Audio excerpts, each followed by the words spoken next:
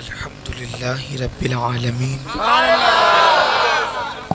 والعاقبۃ للمتقین والصلاة والسلام علی سید الانبیاء والمرسلین وعلی آلہ واصحابہ الطیبین الطاہرین اما بعد فاعوذ باللہ من الشیطان الرجیم بسم اللہ الرحمن الرحیم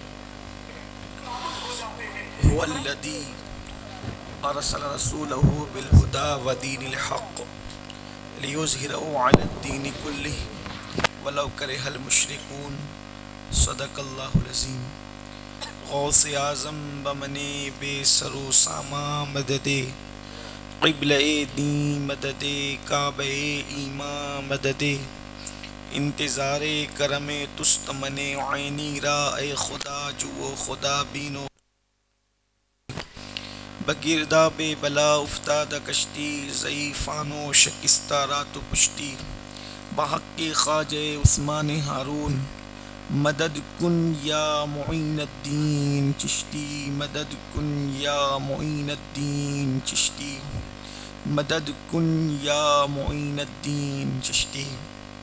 ممبر پر رونق افروز پیر طریقت سید دادا باپو قادری صاحب، برادر ذی قدر پیر طریقت سید یاسین باپو قادری، استاذ العلماء حضرت علامہ مفتی اسحاق صاحب شیر میوات و جملہ عرش مقام سادات کرام علماء ذوی الاحترام، حاضرین محفل، پردہ نشین ماں اور بہنوں، السلام علیکم ورحمۃ اللہ وبرکاتہ۔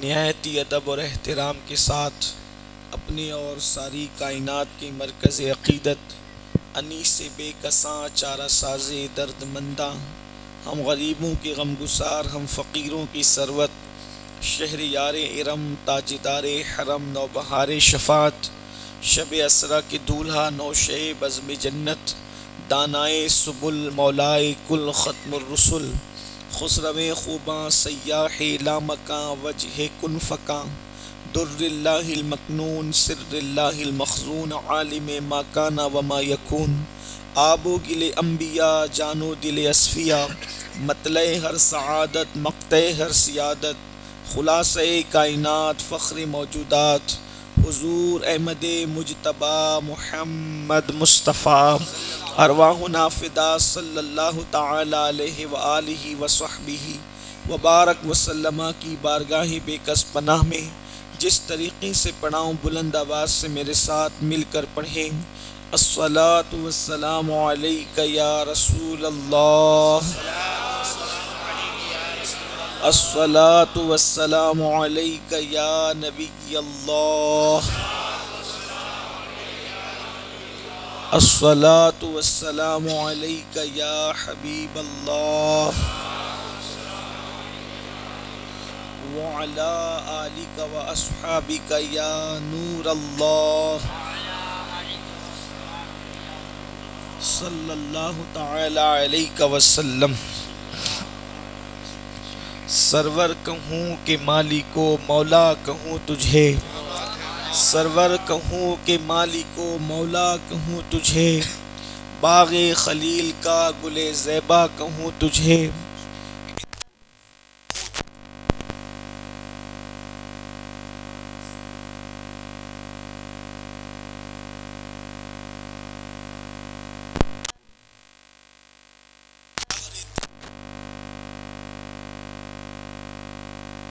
تیرے جسم منور کی تابشیں، اے جان جاں میں جان تجلی کہوں تجھے، صبح وطن پہ شام غریباں کو دو شرف، صبح وطن پہ شام غریباں کو دو شرف، بے کس نواز گے سو والا کہوں تجھے، مجرم ہوں اپنے عفو کا ساماں کروں شہاب، مجرم ہوں اپنے عفو کا ساماں کروں شہاب، یعنی شفیعی روز جزا کا کہوں تجھے، اور کہہ لے گی سب کچھ ان کے ثنا خاں کی خاموشی، کہہ لے گی سب کچھ ان کے ثنا خاں کی خاموشی چپ ہو رہا یہ کہہ کے میں کیا کیا کہوں تجھے، لیکن رضا نے ختم سخن اس پہ کر دیا، لیکن رضا نے ختم سخن اس پہ کر دیا، خالق کا بندہ خلق کا آقا کہوں تجھے۔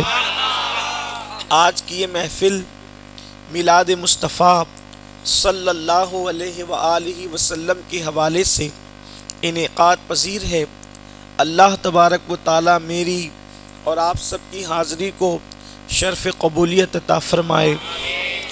یقین جانیں کہ حضور اکرم صلی اللہ علیہ وآلہ وسلم کی جو میلاد ہے، میلاد مصطفیٰ صلی اللہ علیہ وآلہ وسلم، یہ عیدوں کی عید ہے اور مسلمانوں کا سب سے بڑا تہوار ہے۔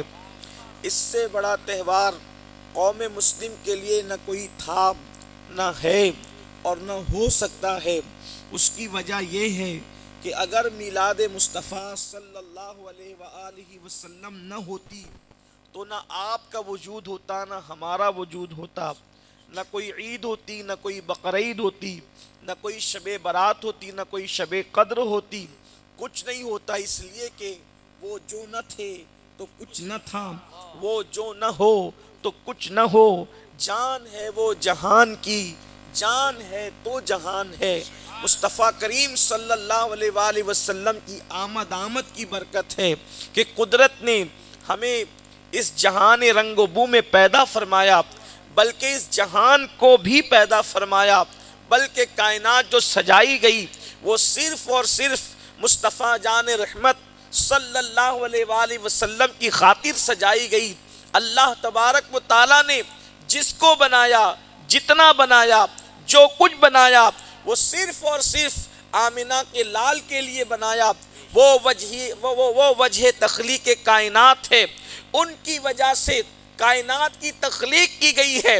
حد تو یہ ہے کہ میرے اللہ کا ارشاد ہے کہ محبوب اگر تمہیں پیدا کرنا نہ ہوتا تو ہم کائنات کو وجود عطا نہ کرتے، اور کائنات کو وجود کیا دیتے؟ پیارے اگر تجھے پیدا کرنا نہ ہوتا تو اپنی ربوبیت کو بھی ظاہر نہ فرماتے۔ اللہ اکبر، اپنی ربوبیت کو اس لیے ظاہر کیا تاکہ پیارے تجھے پیدا کرنا مقصود تھا۔ یہ اپنے نبی کی شان ہے، یہ اپنے نبی کا مقام ہے۔ اور یاد رکھنا امت مصطفیٰ جب تک مصطفیٰ جان رحمت صلی اللہ علیہ وآلہ وسلم کی عظمت کو، آقا کریم کی بزرگی کو، آقا کریم کے مقام کو، حضور اکرم کے مرتبے کو جب تک کہ نہ سمجھے گی، حضور علیہ السلام سے اپنے دل کا رشتہ جب تک مضبوط نہ کرے گی، اس وقت تک یہ امت بلندی کی شاہراہ پر نہیں چڑھ سکتی، یہ امت عروج کی منزلیں حاصل نہیں کر سکتی۔ آج پوری دنیا کے اندر اگر مسلم امہ کچلی جا رہی ہے، مسلم امہ تباہی کے دہانے پر پہنچائی جا رہی ہے، اگر مسلمانوں کو کچلا جا رہا ہے، کہیں پر دبایا جا رہا ہے، کہیں پر مسلمانوں کو جو ہے شکست دی جا رہی ہے، اگر مسلمان بھوکے پیٹ ہیں، اگر مسلمان ستم رسیدہ ہیں، تو اس کی سب سے بڑی وجہ یہ ہے کہ دلوں کا کنیکشن کہیں نہ کہیں مصطفیٰ جان رحمت سے کمزور ہو گیا ہے، یا مصطفیٰ جان رحمت سے ٹوٹ گیا ہے۔ اچھی طرح یاد رکھنا، عرب کے بوریا نشینوں کو جو قدرت نے کیسر و کسریٰ کا تاجدار بنایا تھا، اس کی وجہ صرف ایک تھی کہ وہ اپنی جانوں سے زیادہ مصطفیٰ جان رحمت سے محبت کرتے تھے، حضور سے عشق کرتے تھے۔ آج بھی مسلم امہ کو اگر عروج اور ترقی مل سکتی ہے، صرف اس وجہ سے ملے گی کہ حضور اکرم صلی اللہ علیہ وآلہ وسلم سے محبت کرو، حضور سے عشق کرو، حضور سے پیار کرو، اپنے باپ سے زیادہ اپنے نبی سے پیار کرو، اپنی ماں سے زیادہ اپنے نبی سے پیار کرو، اپنی اولاد سے زیادہ اپنے نبی سے پیار کرو، حتیٰ کہ اپنی جان سے بھی زیادہ اپنے نبی سے پیار کرو۔ میرے آقا صلی اللہ علیہ وسلم کے پیارے دیوانوں، اور حضور علیہ السلام کی سیرت کا مطالعہ کیا جائے، حضور کی زندگی کو پڑھا جائے، حضور کی شان کو پڑھا جائے، حضور کی عظمت کو پڑھا جائے، حضور کی بزرگی کو پڑھا جائے۔ اللہ کی مخلوق میں حضور سے بڑا بزرگ نہ کائنات میں پیدا ہوا ہے، نہ ہو سکتا ہے۔ سارے انبیاء کو جتنی صفات میرے اللہ نے عطا کی تھی، ان ساری صفات کا جامع بنا کر اللہ نے اپنے نبی کو جلوگر فرمایا۔ ابھی حضور اکرم صلی اللہ علیہ وآلہ وسلم کی میلاد کے حوالے سے جس آیہ کریمہ کی تلاوت کی گئی ہے اس پر گفتگو شروع نہیں ہوئی، میں تمہید میں صرف آپ کی توجہ چاہتا ہوں۔ آپ غور فرمائیں کہ اللہ کے حبیب صلی اللہ علیہ وآلہ وسلم میں اللہ نے سارے انبیاء کی صفات کو بدرجہ اتم جمع فرما دیا۔ مثال کے طور پر آپ دیکھیں، آپ توجہ کریں، آپ غور کریں تو آپ کو پتہ چلے۔ اللہم صلی علی سیدنا مولانا محمد معدن الجود والکرم والہ الکرام اجمعین، صلاۃ و سلام علیک یا رسول اللہ صلی اللہ تعالی علیہ وسلم۔ عرض یہ کر رہا تھا کہ حضور اکرم صلی اللہ علیہ وآلہ وسلم کی عظمت کو سمجھنے کی کوشش کی جائے کہ اللہ نے اپنے محبوب کو کیا شان عطا فرمائی، اور انبیاء کرام میں جو چیدہ چیدہ صفات تھی وہ مصطفیٰ جان رحمت صلی اللہ علیہ وآلہ وسلم میں بدرجہ اتم جمع فرما دیا، اور وہ بھی پورے کمال کے ساتھ جمع فرمایا۔ مثال کے طور پر حضرت آدم علیہ السلام کی اکرام کے لیے، اکرام آدم کے لیے فرشتوں کو حکم ہوا سجدہ کریں، فرشتوں کو حکم دیا سجدہ کریں، تاکہ آدم علیہ السلام کی تکریم لوگوں کو پتہ چلے کہ حضرت آدم مکرم کتنے ہیں۔ ٹھیک ہے، لیکن آدم علیہ السلام کو سجدہ کروایا فرشتوں سے، فرشتے سجدہ کریں، اور محبوب پر درود پڑھوایا فرشتوں سے۔ وہاں اکرام آدم کے لیے سجدہ ہے، یہاں اکرام مصطفیٰ کے لیے درود ہے، اور وہاں سجدے کی ایک متعینہ مقدار ہے، مدت ہے کہ اتنے وقت سے اتنے وقت کے لیے سجدہ ہے، لیکن محبوب پہ جو درود پڑھوایا اس کے لیے کوئی وقت متعین نہیں کیا، بلکہ کب سے درود پڑھوا رہے ہیں اور کب تک پڑھوائیں گے یہ پڑھوانے والا جانے، یہ پڑھنے والا جانے۔ اور اس کے بعد پھر شان مصطفیٰ یہ ہے کہ وہاں جب سجدے کا حکم دیا تو پھر خود سجدے میں شامل نہیں ہوئے، لیکن یہاں مصطفیٰ پہ درود کا حکم دیا تو درود میں شامل ہو گئے۔ تم اپنی طاقت کے مطابق پڑھو، ہم اپنی شان کے مطابق عطا نعرہ رسالت، جشن عید میلاد النبی، عظمت مصطفیٰ، سبحان اللہ۔ کوئی ایسی ہستی ہو تو لاؤ کہ اکرام کی خاطر خود قدرت، اور پھر سوچو تو صحیح، قدرت خود کہے صلو علیہ کہ تم درود پڑھو، صلو علیہ تم درود پڑھو، لیکن بندہ جب پڑھنے لگتا ہے تو کہتا ہے اللہم صلی علی محمد، بندہ کہتا ہے تو بھی، خدا کہتا ہے تو بھی۔ یہ مصطفیٰ جان رحمت کی شان، یہ مصطفیٰ جان رحمت کی شان ہے۔ ایسی ذات زمین پر آئی ہو تو بتاؤ۔ حضرت آدم علیہ السلام کی شان یہ کی گئی نا، اور پھر آپ دیکھیں حضرت ابراہیم علیہ السلام کی شان یہ ہے کہ جہاں ابراہیم قدم رکھ دیں تو وہ 2 گز زمین مصلی بن جائے، عبادت کی جگہ بن جائے۔ وَاتَّخِذُ مِن مَّقَامِ إِبْرَاهِيمَ مُصَلًّى، ابراہیم کے قدم جہاں ہو وہ 2 گز زمین عبادت کے لیے مخصوص ہو جاتی ہے۔ یہ قدم مصطفیٰ کی شان ہے کہ نبی قدم رکھے تو پوری مسجد کو سجدہ، پوری زمین کو سجدہ گاہ بنا دیا جاتا ہے، پوری زمین کو عبادت گاہ بنا دیا جاتا ہے۔ وہاں ابراہیم علیہ السلام کے قدم ہیں جو 2 گز زمین کو سجدہ گاہ بناتے ہیں۔ یہ قدم مصطفیٰ ہے جو پوری قرۂ زمین کو سجدہ گاہ بنا دیتے ہیں۔ پتہ چلا جب قدم ابراہیم قدم مصطفیٰ کے برابر نہ ہو سکے، نبیوں کے باپ کے قدم، ابو الانبیاء کے قدم جب میرے نبی کے قدم کے برابر نہیں ہو سکے تو کوئی جاہل امتی میرے نبی کے برابر کیسے ہو سکے؟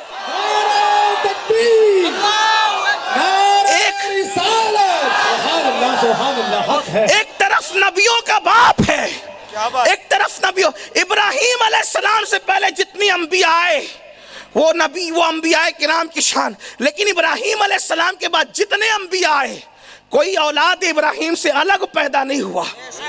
بنی اسرائیل میں جتنے آئے وہ بھی سب اولاد ابراہیم ہے، اور بنو اسماعیل میں تو میرے حضور کے سوا کوئی آیا ہی نہیں، سید الانبیاء صلی اللہ علیہ وآلہ وسلم۔ اندازہ کریں ابو الانبیاء کے قدم بھی قدم مصطفیٰ کے برابر، جس کے قدم کی شان یہ ہو کہ انبیاء کے قدم جس کے قدم کی برابری نہ کریں، اس کے وجود ناس کی شان کیا ہوگی؟ بلکہ ان کے قدم کی شان تو یہ ہے کہ جبریل علیہ السلام آتے ہیں تو قدم چومتے ہیں، قدم چومتے ہیں، اور میرے امام پھر اس کو اس شان سے بیان کرتے ہیں، کہتے ہیں کہ روح ہے، وہ کہتے ہیں، وہ بڑے مزے فرماتے، تاج روح القدس کے، تاج روح القدس کے موتی جسے سجدہ کرے۔ عشق اور علم کا سنگم دیکھیں، سجدہ بیان ہو رہا ہے، لیکن کس کا سجدہ؟ تاج روح القدس کے موتی۔ میں یہ گجرات میں شعر پڑھ رہا ہوں، امام اہل سنت کا شعر، اگر یہ دلی لکھنؤ میں پڑھا جاتا تو اس کی بات ہی کچھ اور ہوتی۔ ہاں لیکن بات یہ ہے، دیکھیں جبریل علیہ السلام ہے، فرشتوں کے سردار، جبریل کے سر پہ تاج ہے، اس تاج پر موتی ہے، اور وہ موتی کہاں سجدہ کر رہے ہیں؟ کہتے تاج روح القدس کے موتی جسے سجدہ کرے، تاج روح القدس کے موتی جسے سجدہ کرے، رکھتی ہے کتنا وقار، اللہ اکبر ایڑیاں رکھتی ہے کتنا وقار۔ جہاں روح القدس کے تاج کے موتی سجدہ کرتے ہیں، یہ تلوے مصطفیٰ ہے، جس کے تلوے کے جلوے کا عالم یہ ہے، اس کے چہرے کے جلوے کا عالم کیا؟ بات جلوے کی چلیے تو عرض کروں کہ حسن یوسف دکھایا گیا اور انگلیوں کو ٹکڑے ٹکڑے کر دیا گیا۔ جلوے یوسف، سراپا یوسف۔ اگر میری بات آپ کے سمجھ میں آ رہی ہے تو مجھے پتا چلنا چاہیے کہ آپ کو سمجھ رہے ہیں۔ ہاں بات سمجھ میں آ رہی ہے نا میری؟ ہاں میں جانتا ہوں آپ گجراتی جانتے ہیں، میں اردو بولنے والا آدمی ہوں، مجھے گجراتی نہیں آتی، باپو نے گجراتی میں بھی نعت پڑھی، لیکن میں سمجھا اس میں، اور مجھے اس لیے سمجھ نہیں ہے کہ میں گجراتی جانتا ہوں۔ جذبہ زبان کوئی ہو اجنبی ہوتی ہے، لیکن جذبہ عشق رسول کبھی اجنبی نہیں ہو سکتا۔ ہاں زبان کے لیے سمجھنے کے لیے علم چاہیے، لیکن جذبہ عشق مصطفیٰ کے لیے علم کی ضرورت نہیں ہوتی، پھر عشق کی ضرورت ہوتی ہے۔ اگر انسان میں عشق نہ ہو، جذبہ نہیں سمجھ پاتا، اور درخت میں عشق آ جائے، پتھر میں آ جائے، تو احد اور ستون حنانہ بھی روتے نظر آتے، احد جھومتا نظر آتا ہے، حنانہ روتا نظر آتا ہے۔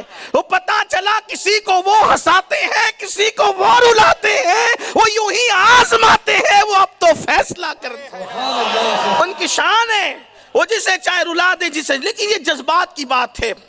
میرے آقا صلی اللہ علیہ وسلم کے دیوانوں، توجہ کریں آپ۔ اچھا ٹھیک ہے، کوئی بات نہیں، جو آ رہے ہیں آنے دیں، جو جہاں بیٹھ سکتا ہے بیٹھ جائیں۔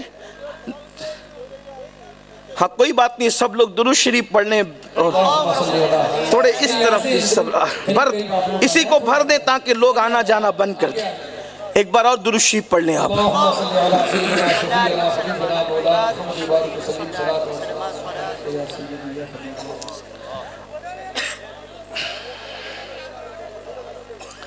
اور اب ذرا کوئی کچھ نہ کہے، اس لیے کہ محبوب کا ذکر ہو رہا ہے، ہاں اس کا ذکر ہو رہا ہے جہاں فرشتے بھی مؤدب ہوتے ہیں۔ ہاں اس لیے آپ لوگ اب انتظامیہ بھی بیٹھ جائیں، اس لیے کہ بھائی شور و گل نہ کریں۔ جو کمیٹی کے کارکنان ہیں میں ان سے گزارش کروں گا کہ آپ لوگ بھی زیادہ شور نہ کریں، محبت کے ساتھ جو بھی حضرات کھڑے میں ان سے گزارش کروں گا جہاں جگہ ملے وہاں بیٹھ جائیں۔ ہاں اب تو بیٹھ ہی جانا چاہیے، اس لیے کہ سرکار کا ذکر ہو رہا ہے۔ یہ وہ ذکر ہے جس سے تقدیریں سنور جاتی ہے۔ یہ نام کوئی کام بگڑنے نہیں دیتا، بگڑے بھی بنا دیتا ہے، سب نام محمد۔ جو جب پکارے دل سے پکارے پھر اس کی بگڑی بن جاتی ہے, تقدیریں سنور جاتی, مرادیں پوری ہو جاتی. یہ وہ محفلیں ہیں جس محفل سے گزرنے والا بھی اگر گزرتے ہوئے کھڑا ہو جائے تو وہ بدبخت نہیں رہتا, وہ بھی نجات پا جاتا ہے, وہ بھی دل کی مراد پا جاتا ہے. یعنی گھر سے اگر بندہ نکلے شرکت کے لیے نہ نکلے, کہیں اور جا رہا ہو, لیکن محبوب کے ذکر کی محفل میں آ کر صرف کھڑا رہ جائے تو قدرت اس کو بھی محروم نہیں کرتی, قدرت اس کو بھی عطا کرتی ہے. آپ تو دل میں تمنائیں لے کر آئے کہ ذکر محبوب کی محفل میں جانا ہے, اس لیے کہ وہ یوں ہی یاد نہیں آتے, جب کبھی وہ غلاموں کو خود یاد کرتے ہیں تب وہ یاد آتے ہیں. روپال والوں آج ہمیں یاد کیا گیا ہے, اس لیے آج وہ ہمیں یاد آئے ہیں. اور نہ چھیڑو ذکر جنت, اب مدینہ یاد آیا ہے.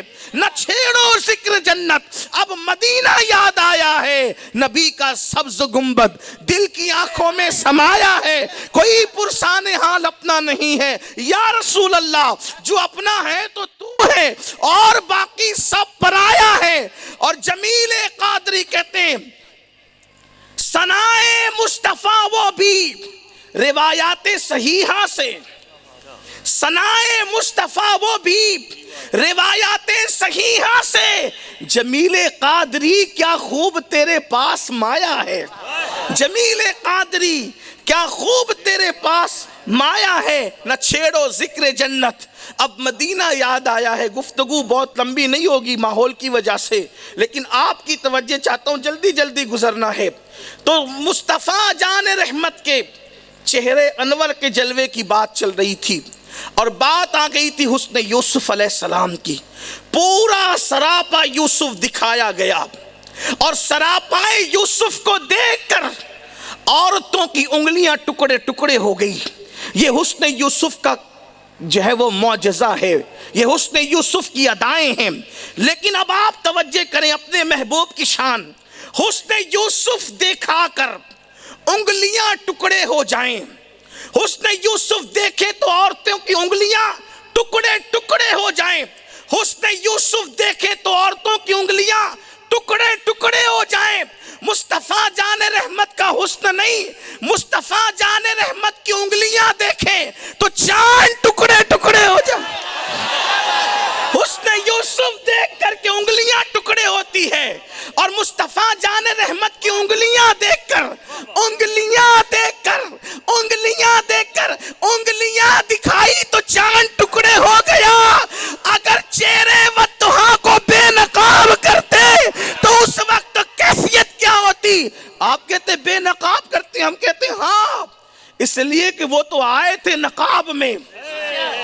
لوگ کہتے مولانا کتاب ایک, اللہ کی کتاب قرآن ایک, اللہ ایک.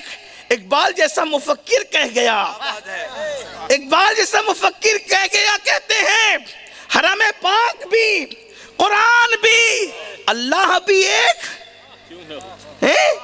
حرم پاک بھی قرآن بھی اللہ بھی ایک. کیا بڑی بات تھی جو ہوتے مسلمان بھی ایک. یہ ٹکڑے ٹکڑے فرقوں میں کیوں بٹ گئے؟ میں نے کہا اس لیے بٹ گئے کہ محبوب پردوں میں آیا. جھگڑے ہوئے اس لیے کہ محبوب پردوں میں آیا. بے پردہ آتا تو بات ہی کچھ نہیں تھی. آپ کہتے وہ کیسے؟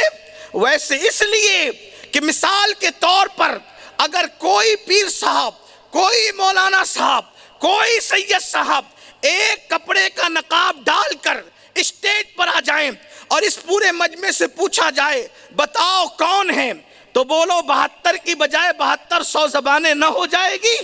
کوئی کہے گا دادا باپو, کوئی کہے گا استاذ العلماء مفتی اسحاق, کوئی کہے گا سید صاحب, کوئی کہے گا یاسین باپو, کوئی کہے گا سرفراز باپو.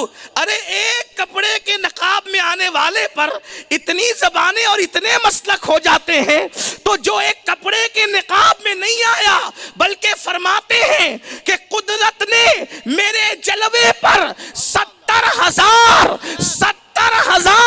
غیرت کے پردے, غیرت خداوندی کے پردے. میں اہل علم سے غیرت خداوندی پر توجہ چاہتا ہوں. اللہ اگر ان پر بادلوں کے پردے, انوار کے پردے یا کسی اور اشیاء کے پردے ڈال کے بھیجتا تب تو رسائی ممکن تھی. غیرت خداوندی کا ایک نہیں بلکہ 70,000 پردے ڈال کر جس کے چہرے پہ قدرت بھیجے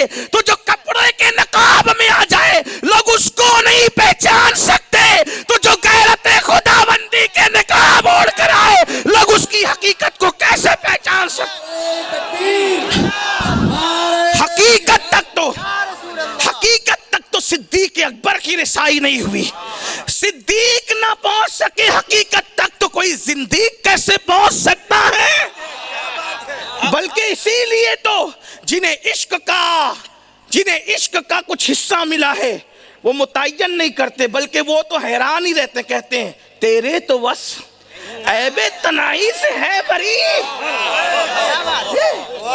یہ ہے تیرے تو وصف عیب تنائی سے ہے بری، حیران ہوں میرے شاہ، حیران ہوں میرے شاہ۔ لوگ کہتے وہ تو صرف بشری تھے، ہم کہتے بالکل تھے لیکن صرف نہیں تھے، اس لیے کہ جو پردے میں آیا آپ اس کو صرف نہیں کہہ سکتے، آپ جو ہے وہ اندازہ کر سکتے ہیں، آپ تخمینہ کر سکتے ہیں، آپ اپنی طور پہ اپنے سطح کی بات کر سکتے ہیں، لیکن کہیں نہ کہیں آپ کو چپ ہونا پڑے گا، اس لیے کہ وہ آیا پردے میں ہے۔ اللہ اکبر تو کہنے والے میرے امام کہتے ہیں کہ تیرے تو وصف عیب تناہی سے ہے بری، حیران ہوں میرے شاہ، حیران ہوں میرے شاہ، میں کیا کہوں تجھے، میں کیا کہوں تجھے، میں کیا کہوں تجھے، اس لیے کہ پردے میں آنے والے کے متعلق آپ حتمی طور پہ بات نہیں کر سکتے، ہے نا؟ حتمی جب قدرت متعین نہیں کرتی، قدرت کہتی وَرَفَعَ بَعْضَهُمْ دَرَجَاتٍ، جمع کثرت کا معاملہ ہے، جمع کثرت کے ساتھ کہا جا رہا ہے وَرَفَعَ، کلیم کے لیے کا کلم اللہ، ان کی انتہائی شان بول دی گئی، بیان کر دی گئی کہ ان سے کلام کیا، یہ انتہائی شان ہے حضرت موسیٰ کی کہ ان سے کلام کیا، لیکن میرے نبی کی انتہائی شان کہ وَرَفَعَ بَعْضَهُمْ دَرَجَاتٍ، کہ ان کو درجوں بلند کیا۔ قرآن نہیں اٹھا رہا ہے، مکمل طور پہ پردہ کہتا ہے درجوں بلند کیا، کتنے درجوں؟ تو کہا بلند کرنے والا جانے، بلند ہونے والا جانے، آپ کو کیا ہے؟ اسی لیے تو کہنے لگا ہوں، یہ آپ کو ابھی میں نے گفتگو صرف تمہید کے طور پہ، میرا اصل عنوان باقی ہے، میں نے اپنی طرف آپ کو متوجہ کرنا ہے، صرف آیت کریمہ پہ ہمیں پہنچنا ہے، لیکن آپ کی توجہ، خواتین و حضرات سب کی توجہ اپنے نبی کی شان کا ہے۔ ایک دن جناب موسیٰ ہی نے پوچھ لیا، اے اللہ میں کلیم وہ حبیب جس کے تذکرے طور پہ بلا کر تو مجھ سے کرتا ہے، قرآن کہتا ہے من جانب الطور الایمن وقربناہ نجیہ، موسیٰ علیہ السلام کو بلایا جاتا ہے طور پر، راز کی باتیں کہی جاتی ہے، اور کہا جاتا ہے موسیٰ طور پر آؤ، تو کس کی راز کی بات ہوتی ہے؟ راز کس کے بیان ہوتے ہیں؟ ان سے بڑا بھی کوئی راز ہے؟ وہ اللہ کے رازوں میں سے سب سے بڑا راز ہے، حضور اللہ کے رازوں میں سے سب سے بڑا راز ہے، اللہ کا سر اعظم ہے، مصطفیٰ جانے سر اعظم ہے۔ اب بتاؤ، آپ کہتے وہ تو یہ ہے وہ تو وہ ہے، جب میرا راز میں آپ کو نہیں بتاتا اور آپ اپنا راز مجھے نہیں بتاتے، اللہ اپنا راز ایسے ہی اوپن کر دے گا؟ سر اعظم ہے وہ، اسی لیے کسی کو نہیں بتایا، اسی لیے تو میرے آقا نے سب سے قریبی صحابی، امام الصحابہ، سید الصحابہ، افضل البشر بعد الانبیاء بالتحقیق، یہ چند کالے پیلے لباس والوں کا موقف نہیں ہے، یہ پوری دنیا کی اکثریت کے اہل ایمان کا موقف ہے، افضل البشر بعد الانبیاء بالتحقیق، حتیٰ کہ یہ مولا علی کا بھی مسلک ہے، افضل البشر بعد الانبیاء بالتحقیق سیدنا ابو بکر صدیق رضی اللہ تعالیٰ۔ تو جو صحابہ کا امام ہے، حضور ان سے مخاطب ہو کر کہتے ہیں یا ابی بکرین لم یعرفنی حقیقتا غیر ربی، اے ابو بکر میری حقیقت کو میرے رب کے سوا کوئی جان نہیں سکتا۔ صحابہ کے امام کو کہہ دیا کہ کوئی نہیں جان سکتا۔ ہاں قرآن سمجھنا اور بات تھی اپنے ظرف کے مطابق، مصطفیٰ جان رحمت کو کوئی نہیں سمجھ سکتا ہے، وہ ناطق قرآن ہے، صاحب قرآن ہے، ان کی عظمت کو سر اعظم ہے، محمد سر وحدت ہے، کوئی یہ رمز کیا جانے، شریعت میں تو بندہ ہے، حقیقت میں خدا جانے، ان کی حقیقت کو کوئی نہیں سمجھ سکتا۔ تو جناب کلیم نے پوچھ ہی لیا، اللہ میں کلیم یعنی کلام کا شرف حاصل کر، وہ حبیب، دونوں میں فرق کیا ہے؟ اس کا مطلب جناب موسیٰ بھی جانتے تھے فرق تو ہے نا، برابری کا دعویٰ تو وہاں بھی نہیں ہے، کلام کرنے والے کو ہی برابری کا دعویٰ نہیں ہے، یہ کون لوگ ہیں, کہاں سے آئے ہیں, کب نکلے ہیں, کیسے ہیں, کلیم برابری کا دعویٰ نہیں کرتے ہیں, اور جن کے استنجا کے مسائل جنہیں نہیں پتا کہ سردی اور گرمی میں, ہاں یہ بات میں مذاق اڑانے کے لیے نہیں کر رہا ہوں, میری طبیعت میں ہی نہیں ہے, مجھے پتہ نہیں کیوں کسی کا مذاق اڑانا اچھا نہیں لگتا ہے, لیکن حقائق بھی کچھ ہیں, اسے پیش کرنا بھی ضروری ہے. تو یہ کون لوگ ہیں جہاں کلیم برابری کا دعویٰ نہیں کرتے, وہ فرق سمجھتے ہیں, اور بلکہ وہ جانتے ہیں کہ کچھ فرق تو ہے. پوچھا کیا فرق ہے, قدرت نے خود بتایا فرق کیا ہے. اب ذرا اس فرق کو میرے الفاظ کے جامع میں جو حدیث میں آئے سمجھاؤں, عرض کروں. اللہ کا ارشاد ہوتا ہے کلیم تو حبیب, اور کلیم میں فرق کی بات کرتا ہے. تو پیارے سن, کلیم اور حبیب میں فرق یہ ہے کہ کلیم طور پر آئے, کلیم طور پر آئے, 40 راتوں تک اعتکاف کرے, 40 دن تک روزے رکھے, اور اس کے بعد جنگل میں بغیر کسی چھت کے نیچے, کھلے آسمان کے نیچے 40 دن تک عبادتیں کرے, نمازیں پڑھے, تسبیح و تحلیل کرے, روزے رکھے, رات رات بھر عبادت کرے. 40 دن اور 40 راتوں میں اتنا سب کچھ کر کے پھر 9 مرتبہ کہے رب ارنی انظر الیک, تجھے دیکھنا چاہتا ہوں. تو اللہ کہے لن ترانی, تو نہیں دیکھ سکتا. یہ کلیم ہے. اتنے اہتمام کے بعد بھی منع کر دیا جائے. اور حبیب کون ہے؟ وہ بغیر کسی ارادے کے سر سے لے کے پیر تک چادر تان کے سوتا رہے, جبریل کو 70,000 فرشتوں کے ساتھ بھیجا جائے اور کہا جائے کہ قدم چوم کر کہنا کہ چلیے خدا تمہارا مشتاق ہے. یہ فرق ہے کلیم و حبیب کا. اور پھر کلیم وہ ہے جب بلائیں, کلیم وہ ہے جب بلائے تو جلدی جلدی دوڑا دوڑائے, اور پوچھے کہ کیوں جلدی کی, وہ کہتے ہیں اس لیے کہ تیری رضا چاہتے ہیں, تیری رضا چاہتے ہیں, تیری رضا چاہتے ہیں. اور وہ حبیب اس کے لیے ہم کہیں وَلَا سَوْفَ يُعْطِيكَ رَبُّكَ فَتَرْضَىٰ, حبیب اتنا عطا کریں گے کہ آپ راضی ہو جائیں گے. کلیم وہ ہے جو یوں کہتے ہیں رب اشرح لی صدری, اے اللہ میرے سینے کو کشادہ کر دے. اور حبیب وہ ہے جو مانگتا نہیں ہے, ہم خود کہتے ہیں الم نشرح لک صدرک, آپ کے لیے ہم نے آپ کے سینے کو کشادہ کر دیا, ہم نے آپ کے لیے ہم نے آپ کے سینے کو کشادہ کر دیا. اور حبیب کہتے ہیں وَيَسِّرْ لِي أَمْرِي وَاحْلُلْ عُقْدَةً مِّن لِّسَانِي يَفْقَهُوا قَوْلِي, ان کی زبان کی گرہ کھولنے کی بات کلیم کرے. اور حبیب کے لیے حبیب کچھ نہ کہے, ہم خود کہیں وَمَا يَنْطِقُ عَنِ الْهَوَىٰ إِنْ هُوَ إِلَّا وَحْيٌ يُوحَىٰ, پیارے زبان تیری ہوگی, کلام ہمارا ہوگا. کلیم وہ ہے کتاب لینا ہو تو طور پر آئیں, کلیم وہ ہے توریت جیسی کتاب لینا ہو تو طور پر آئیں. حبیب وہ ہے کتاب لینے کے لیے کہیں آنا نہ پڑے, بلکہ جہاں حبیب ہو وہیں کتاب خود جائے. حبیب سفر میں تو کتاب سفر میں, حبیب جنگل میں تو کتاب جنگل میں, حبیب غار میں تو کتاب غار میں.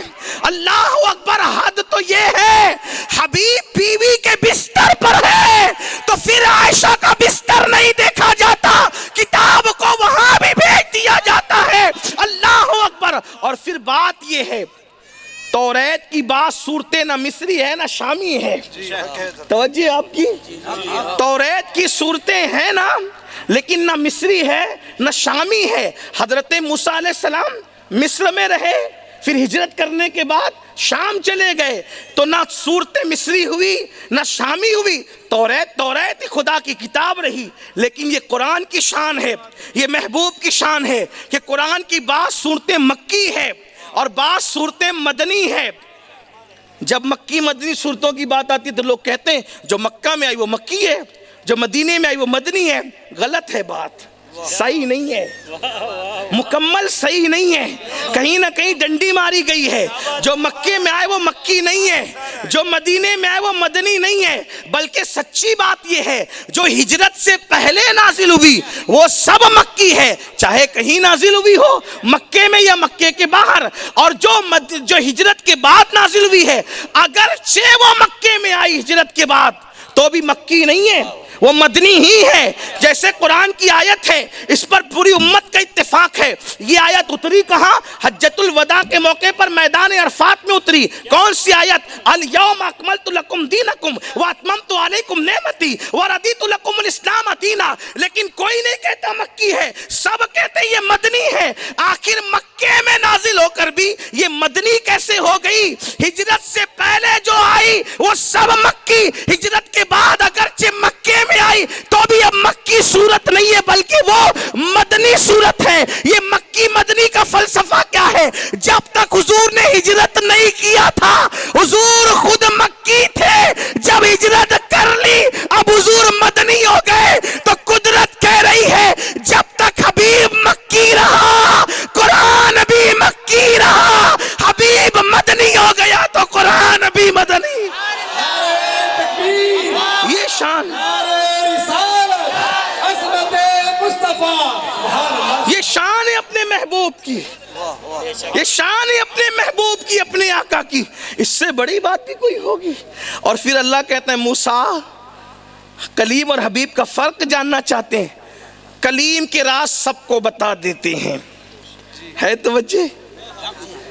کلیم سے جو باتیں ہوئی سب کو بتائی نا. توریت میں آ گئی، قرآن میں آ گئی. کیا کیا باتیں کی؟ جوتیاں اتار دو. باتیں ہوئی تھی کہ نہیں ہوئی تھی؟ میرے ذکر کے لیے میری نماز قائم کرو. باتیں ہوئی تھی کہ نہیں ہوئی تھی؟ کیا کہا وہ بھی بول دیا، اور کیا جواب دیا وہ بھی بول دیا. میرے بھائی کو میرا وزیر بنا دو، میرا خلیفہ بنا دو، سب بیان کر دیا. کہا کلیم سے جو باتیں کرتے ہیں نا وہ سب کو بیان کر دیتے ہیں، لیکن حبیب سے جو باتیں کرتے ہیں نا اتنا کہہ کے قصہ ختم کر دیتے ہیں. فَأَوْحَا إِلَىٰ عَبْدِهِ مَا أَوْحَا. حبیب کا راز کسی کو نہیں بتا، کلیم کا راز سب کو بتا دیتے ہیں. حبیب کا یہ اپنے محبوب کی شان، یہ اپنے آقا کی شان ہے. میں اور لمبی نہیں کرنا چاہتا. ایسی شان والے رسول ہمارے درمیان کیوں آئے؟ کوئی مقصد تو ہوگا. اصل عنوان میری گفتگو کا یہ تھا اور یہی ہے. میلاد ہم مناتے ہیں، برسوں سے مناتے ہیں، اور انشاءاللہ جب تک جان ہے جسم میں منائیں گے. اور حلال نسلیں اسی لیے چھوڑ کے جائیں گے تاکہ آمنہ کے لال سے وفا کرے. ہاں آئے ہیں نا، نسلوں کا صرف شوق اس لیے ہے باقی رکھنے کا کہ آمنہ کے لال سے وفا کرے. ہاں، اور قدرت نے جنہیں حلال خون کی نعمت سے نوازا ہے وہ وفا ہی کرتے ہیں، وہ نبی کے ساتھ دغا نہیں کرتے. ہاں، ورنہ جس کا خون حلال نہ ہو اگر کسی ملک کا صدر بھی بن جائے، اگر خون حلال نہ ہو تو کسی ملک کا صدر بھی بن جائے تو وہ کتوں سے وفا کرتا ہے، محبوب خدا سے دغا کرتا ہے. ہاں، اور پھر وہ یہ گھمنڈ کرتا ہے کہ میں نے خاکے بنا کر لٹکا کر محمد کو بے عزت کرنا ہے. ارے تو جیسے لوگ کیا کریں گے؟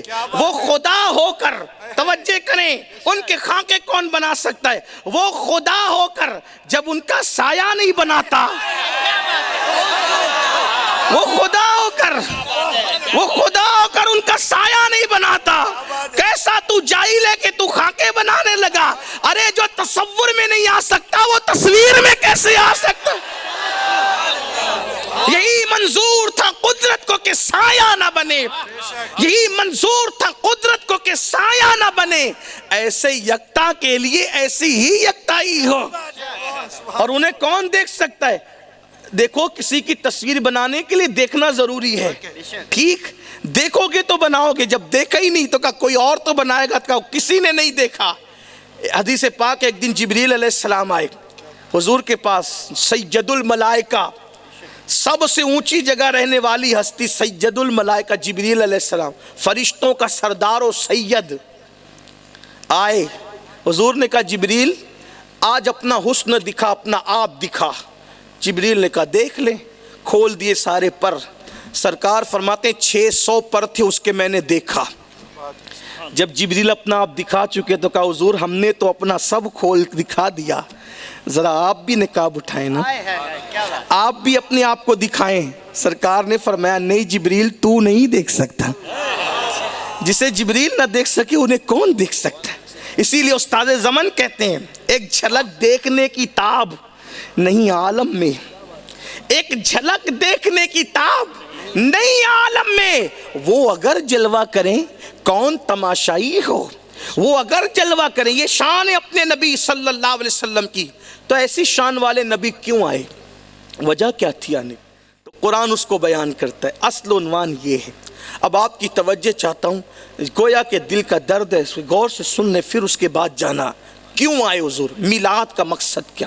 میری بہنیں بھی موجود ہیں، میلاد کا مقصد کیا؟ تو قرآن کہتا ہے هو الذی ارسل رسولہ بالہدی ودین الحق لیظہرہ علی الدین کلہ ولو کرہ المشرکون۔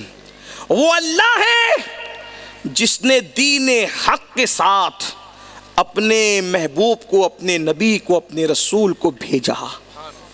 حضور دین حق لے کر کے آئے، دین حق لے کر، سچا دین لے کر۔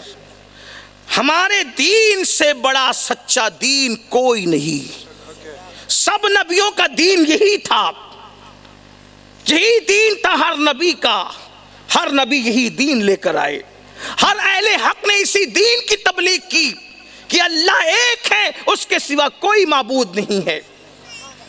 دین حق لے کر اللہ کے رسول تشریف لائے، کیوں آئے؟ لِيُظْهِرَهُ عَلَى الدِّينِ كُلِّهِ، تاکہ یہ دین سارے باطل ادیان پر غالب آ جائے۔ وَلَوْ كَرِهَ الْمُشْرِكُونَ، اگر مشرکین برا مناتے تو مناتے رہے، قدرت کو اس کی کوئی پرواہ نہیں ہے، لیکن اللہ دین حق کو غالب کرے گا، اور اللہ کا دین حق غالب ہو کر رہے گا۔ تو حضور اکرم نور مجسم صلی اللہ علیہ وآلہ وسلم کی میلاد، شان والے رسول کی میلاد اس لیے ہوئی تاکہ میرے آقا دین حق کو غلبہ عطا کریں، دین حق کے غلبے کے لیے آئے ہیں۔ اب یہ دین کیا ہے اور دین حق کو غلبہ کیسے نصیب ہوگا؟ یعنی دین کیا ہے؟ دیکھو دین یہ ہے، حضور علیہ السلام نمازوں کو ہمارے گھر تک پہنچانا چاہتے تھے، اور انہوں نے بڑی قربانی دے کر ہمارے گھر تک پہنچائی۔ اب دین غلبہ کیسے پائے گا؟ جب ہم جلسوں میں بھیڑ تو کرتے ہیں، یہ جلسوں کی بھیڑ دین کو غالب نہیں کر سکتی اس وقت تک کہ جب تک کہ فجر کی نماز میں مسلمانوں کی مسجدوں کے اندر بھیڑ نہ ہو،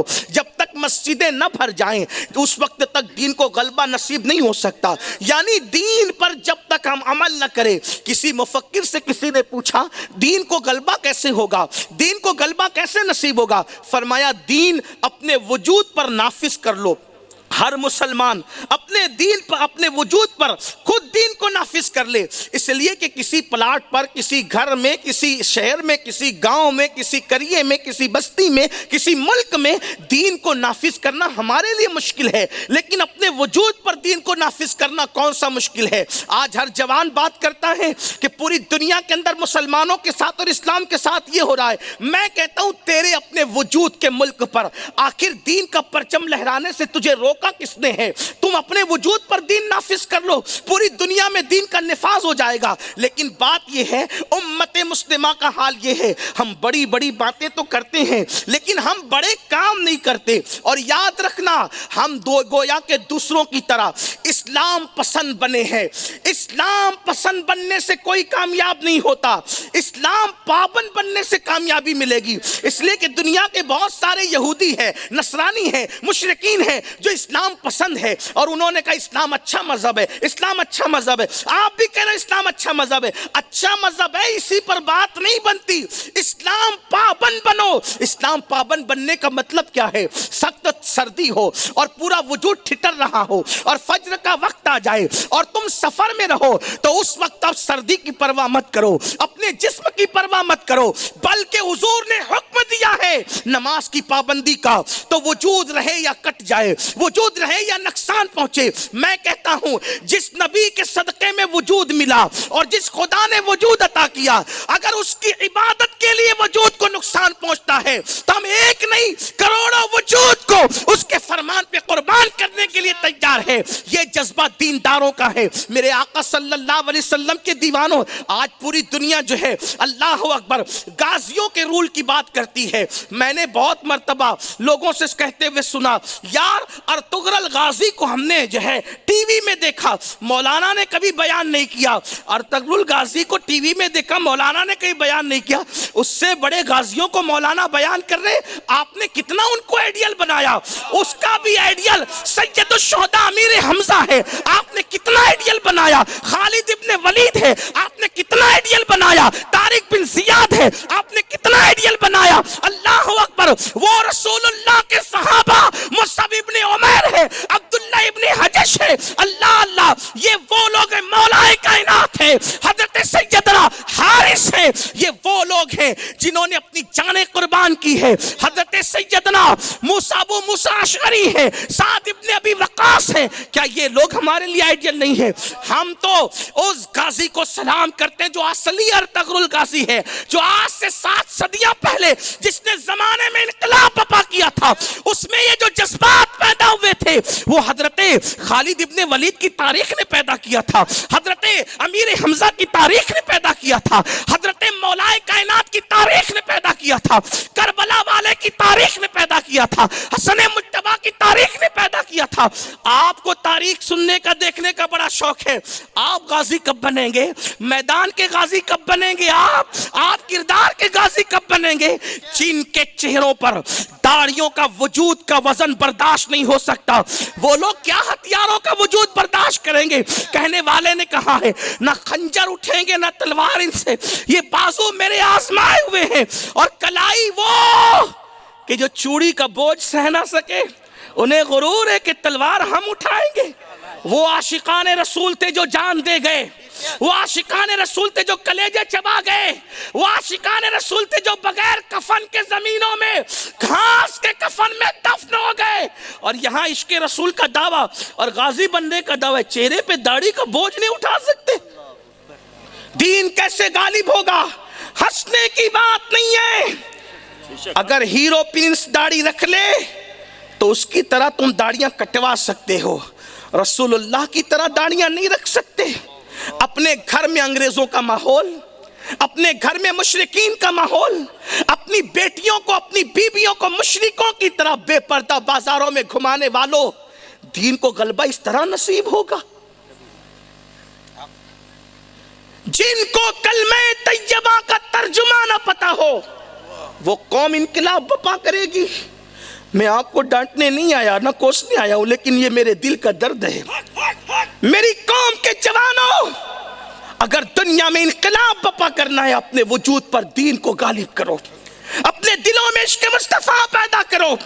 دنیا آپ کے اور اپنے جذبات کو اچھی طرح سمجھتی ہے کہ ہمارے پاس زبانی دعووں کے سوا کچھ نہیں ہے, ہمارے پاس کھوکھلے نعروں کے سوا کچھ نہیں ہے. جو قوم جمعہ کی نماز 2 رکعت سے زیادہ نہ پڑھ سکے, وہ قوم کیا قربانی دے گی دین کے لیے؟ یاد رکھنا, میں اپنی گفتگو کو سمیٹتے ہوئے عرض کر رہا ہوں, میری مائیں اور بہنیں بھی موجود ہیں یہاں پر, میری مائیں اور بہنیں بھی موجود ہیں. عورتوں سے پوچھو کتنی عورتیں نماز پڑھتی ہے؟ نہیں ہے فرصت, گھر میں جھاڑو دینے سے فرصت نہیں, کپڑے دھلنے سے فرصت نہیں, روٹیاں پکانے سے فرصت نہیں. مولانا صاحب باپو کہنا آسان ہے, کام ہم نے کرنا پڑتا ہے. آپ لوگوں کی زندگی بڑی راحت والی ہے, لیکن اپنی بہنوں سے پوچھتا ہوں, چلے ہماری زندگی راحت والی ہے نالین رسول کے صدقے, لیکن میں ایک عورت کی زندگی پیش کرنا چاہتا ہوں. بے نمازی پن کا بہانہ بنانے والی خواتین, اللہ کی بارگاہ میں تم نہیں چھٹو گی, اس لیے کہ جب تم کہو گی کہ میرے بچے تھے, بچوں کی پرورش کی وجہ سے میں نماز نہ پڑھ سکی, تو قدرت سیدہ فاطمہ الزہرا کا کردار تمہارے سامنے پیش کرے گی. اور قدرت نے اگر پوچھ لیا کہ تیرے تو 2-4 بچے تھے, فاطمہ الزہرا کے تو چھوٹی سی عمر میں 6 بچے تھے, اور 6 بچوں کی پرورش کرنے کے بعد تیرے گھر میں تو آٹا پیس کر کے آتا تھا, مرچی پاؤڈر پیسا ہوا آتا تھا, تیرے گھر تک پائپ لائن موجود تھا, تیرے گھر کے اندر کنواں موجود تھا, تیرے گھر کے اندر بورنگ موجود تھی, تیرے گھر کے اندر کپڑے دھلنے کے لیے مشینیں موجود تھی. لیکن جس سیدہ کا کردار قدرت پیش کرے گی, وہاں تو ہاتھوں سے چکی چلاتے چلاتے ہاتھوں میں گٹے پڑ گئے تھے. سب سے زیادہ مالدار باپ کی بیٹی تھی, سب سے زیادہ مالدار باپ کی بیٹی تھی. لوگ کہتے ہیں مالدار باپ کی بیٹیاں محنت نہیں کرتی, لیکن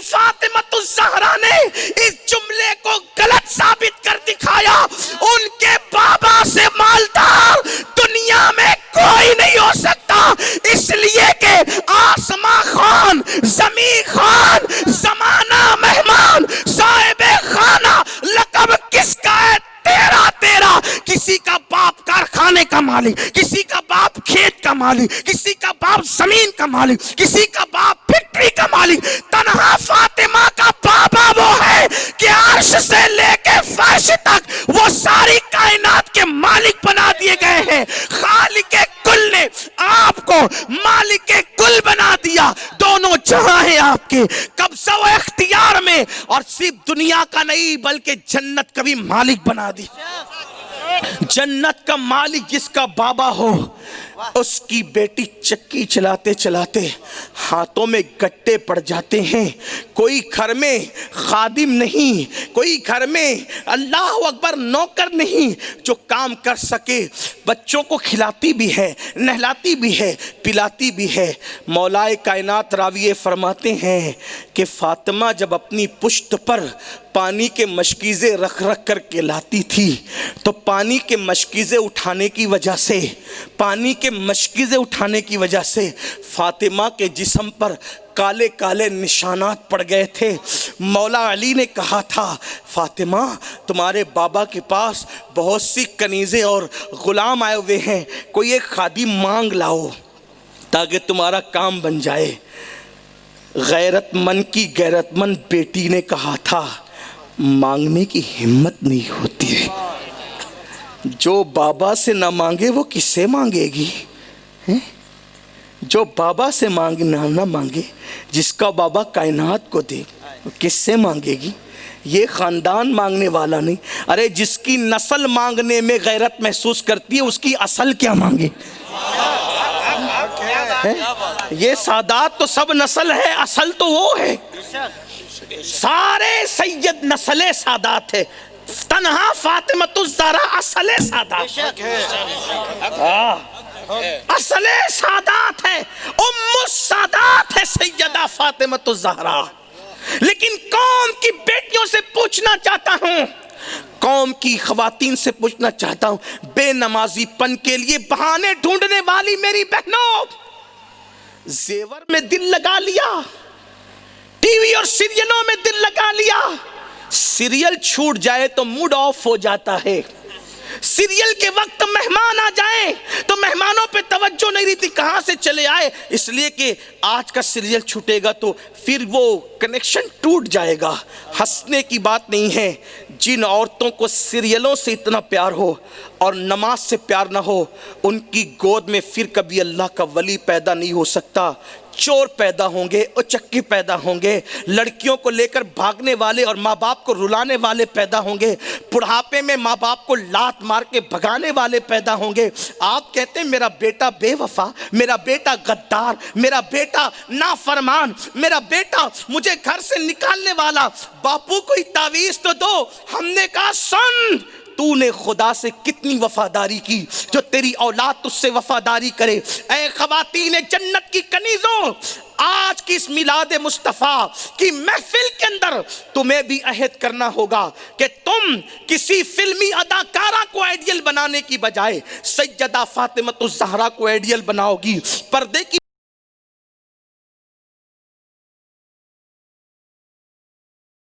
نماز کی پابند بنو, تلاوت کی پابند بنو. آج کی ماں اپنے بچے کو لوری دیتی ہے تو گانا گاتے گاتے لوری دیتی ہے. سیدہ فاطمہ اپنے بچوں کو لوری دیتی تھی تو قرآن کی آیتوں کے ذریعے سے لوری دیتی تھی. ہاں یہی فرق ہوتا ہے. لوگ حیران ہوتے ہیں. مجھ سے لوگوں نے کئی مرتبہ پوچھا اور میں ہزاروں کے مجموعوں میں کئی مرتبہ بول چکا ہوں کہ لوگ کہتے ہیں کٹے ہوئے سر کا قرآن پڑھنا سمجھ میں نہیں آتا کہ حسین نے نیزے پہ کیوں قرآن پڑھا. ہم نے کہا حسین کی امی کو تو نے نہیں دیکھا. جو لوگ مدرسے میں قرآن پڑھتے ہیں وہ مدرسے میں قرآن سناتے ہیں, مسجدوں میں قرآن سناتے ہیں, منبر و محراب پہ قرآن سناتے ہیں. جو ماں کی گود میں لوری کی شکل میں قرآن کو سنتا ہے پھر وہ کٹا ہوا سر نیزے پہ قرآن سناتا ہے. یہ سیدہ فاطمہ کی کرامت ہے کہ ان کا بیٹا نیزے پہ قرآن سنا رہا ہے. ماں نے قرآن سے رشتہ اتنا مضبوط کر دیا تھا, ماں نے قرآن سے رشتہ اتنا مضبوط کر دیا تھا کہ حسین کا رشتہ اپنے جسم سے تو ٹوٹ گیا لیکن قرآن سے ٹوٹ مٹ نہ سکا. یہ ماں کا کردار تھا. آج کی ماں کیا اپنے بچے کو قرآن سے قریب کر رہی ہے؟ آج کی ماں کیا اپنے بچے کو سنت نبوی سے قریب کر رہی ہے؟ ماں سوتے ہوئے جو ہے وہ طوطا مینا کی کہانی، اور اب تو جو ہے اللہ اکبر پنکی اور ببلو کی کہانی مائیں سناتی ہے. لیکن یاد رکھیں آج ماں کی اور باپ کی ذمہ داری ہے بچوں کو سلاتے وقت کبھی خالد بن ولید کا داستان، ان کی داستان سنائیں، کبھی مولائے کائنات کی داستان سنائیں، کبھی حسن مجتبیٰ کی داستان سنائیں، کبھی امام حسین کا کردار، کبھی سیدہ زینب کا کردار، کبھی مولا علی اکبر کا کردار، کبھی امام قاسم کا کردار. ان بزرگوں کا کردار سنانا ہوگا. بڑی معذرت کے ساتھ ہم دین سے دور ہو گئے اور ہم میلاد مصطفیٰ منا رہے ہیں.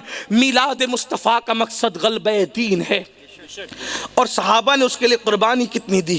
میں وہی بات کو مکمل کرنا چاہتا ہوں کہ آج ہم دین سے دور ہوئے، اور حضور علیہ السلام کے دل کو تکلیف سب سے زیادہ وہ شخص پہنچاتا ہے جو دین کے خلاف عمل کرتا ہے.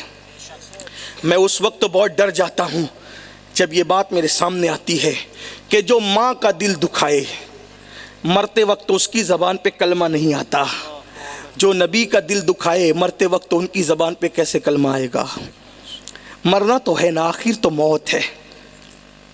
نمازوں کے وقت میں مسجدوں کے باہر کھڑے ہو کر کے قہقہے لگانے والے میری قوم کے جوان، موت کو بھول کر، اللہ رسول کو بھول کر، جس نبی نے پوری زندگی ہمیں یاد کیا، پیدا ہوئے تو رب حبلی امتی کہتے ہوئے اور دنیا سے گئے ظاہری طور پر تو رب حبلی امتی کہتے ہوئے، اور کیا کہا؟ امتی، میری امت.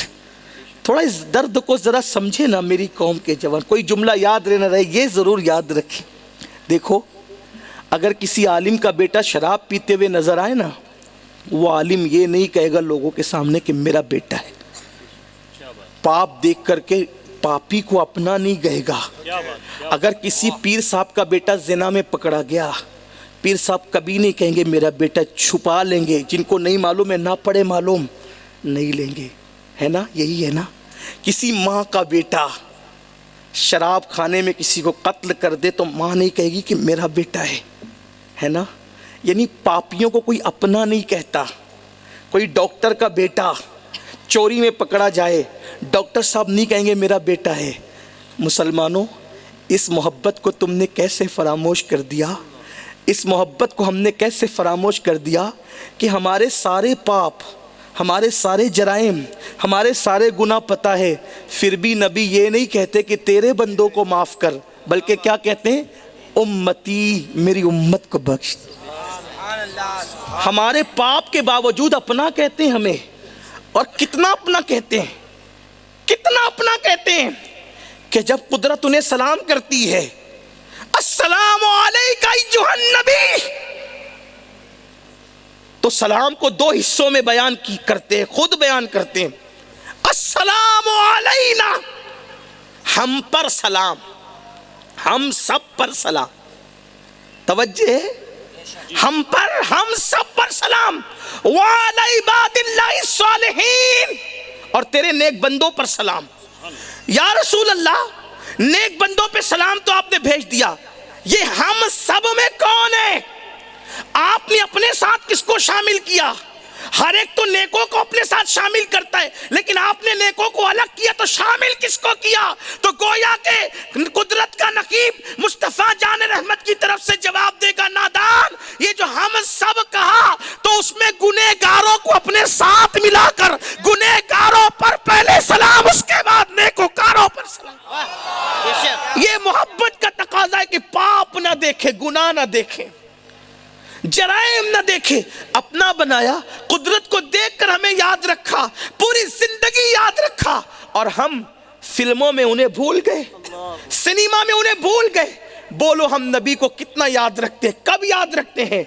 جب بیاج کے، انٹریسٹ کے، سود کے دھندے کر کے جہنم کی آگ اپنے پیٹ میں بھرتے ہیں، تب نبی کو یاد رکھتے ہیں. راتوں رات کروڑ پتی بننے کے چکر میں جوا کھیلنے والے لوگ،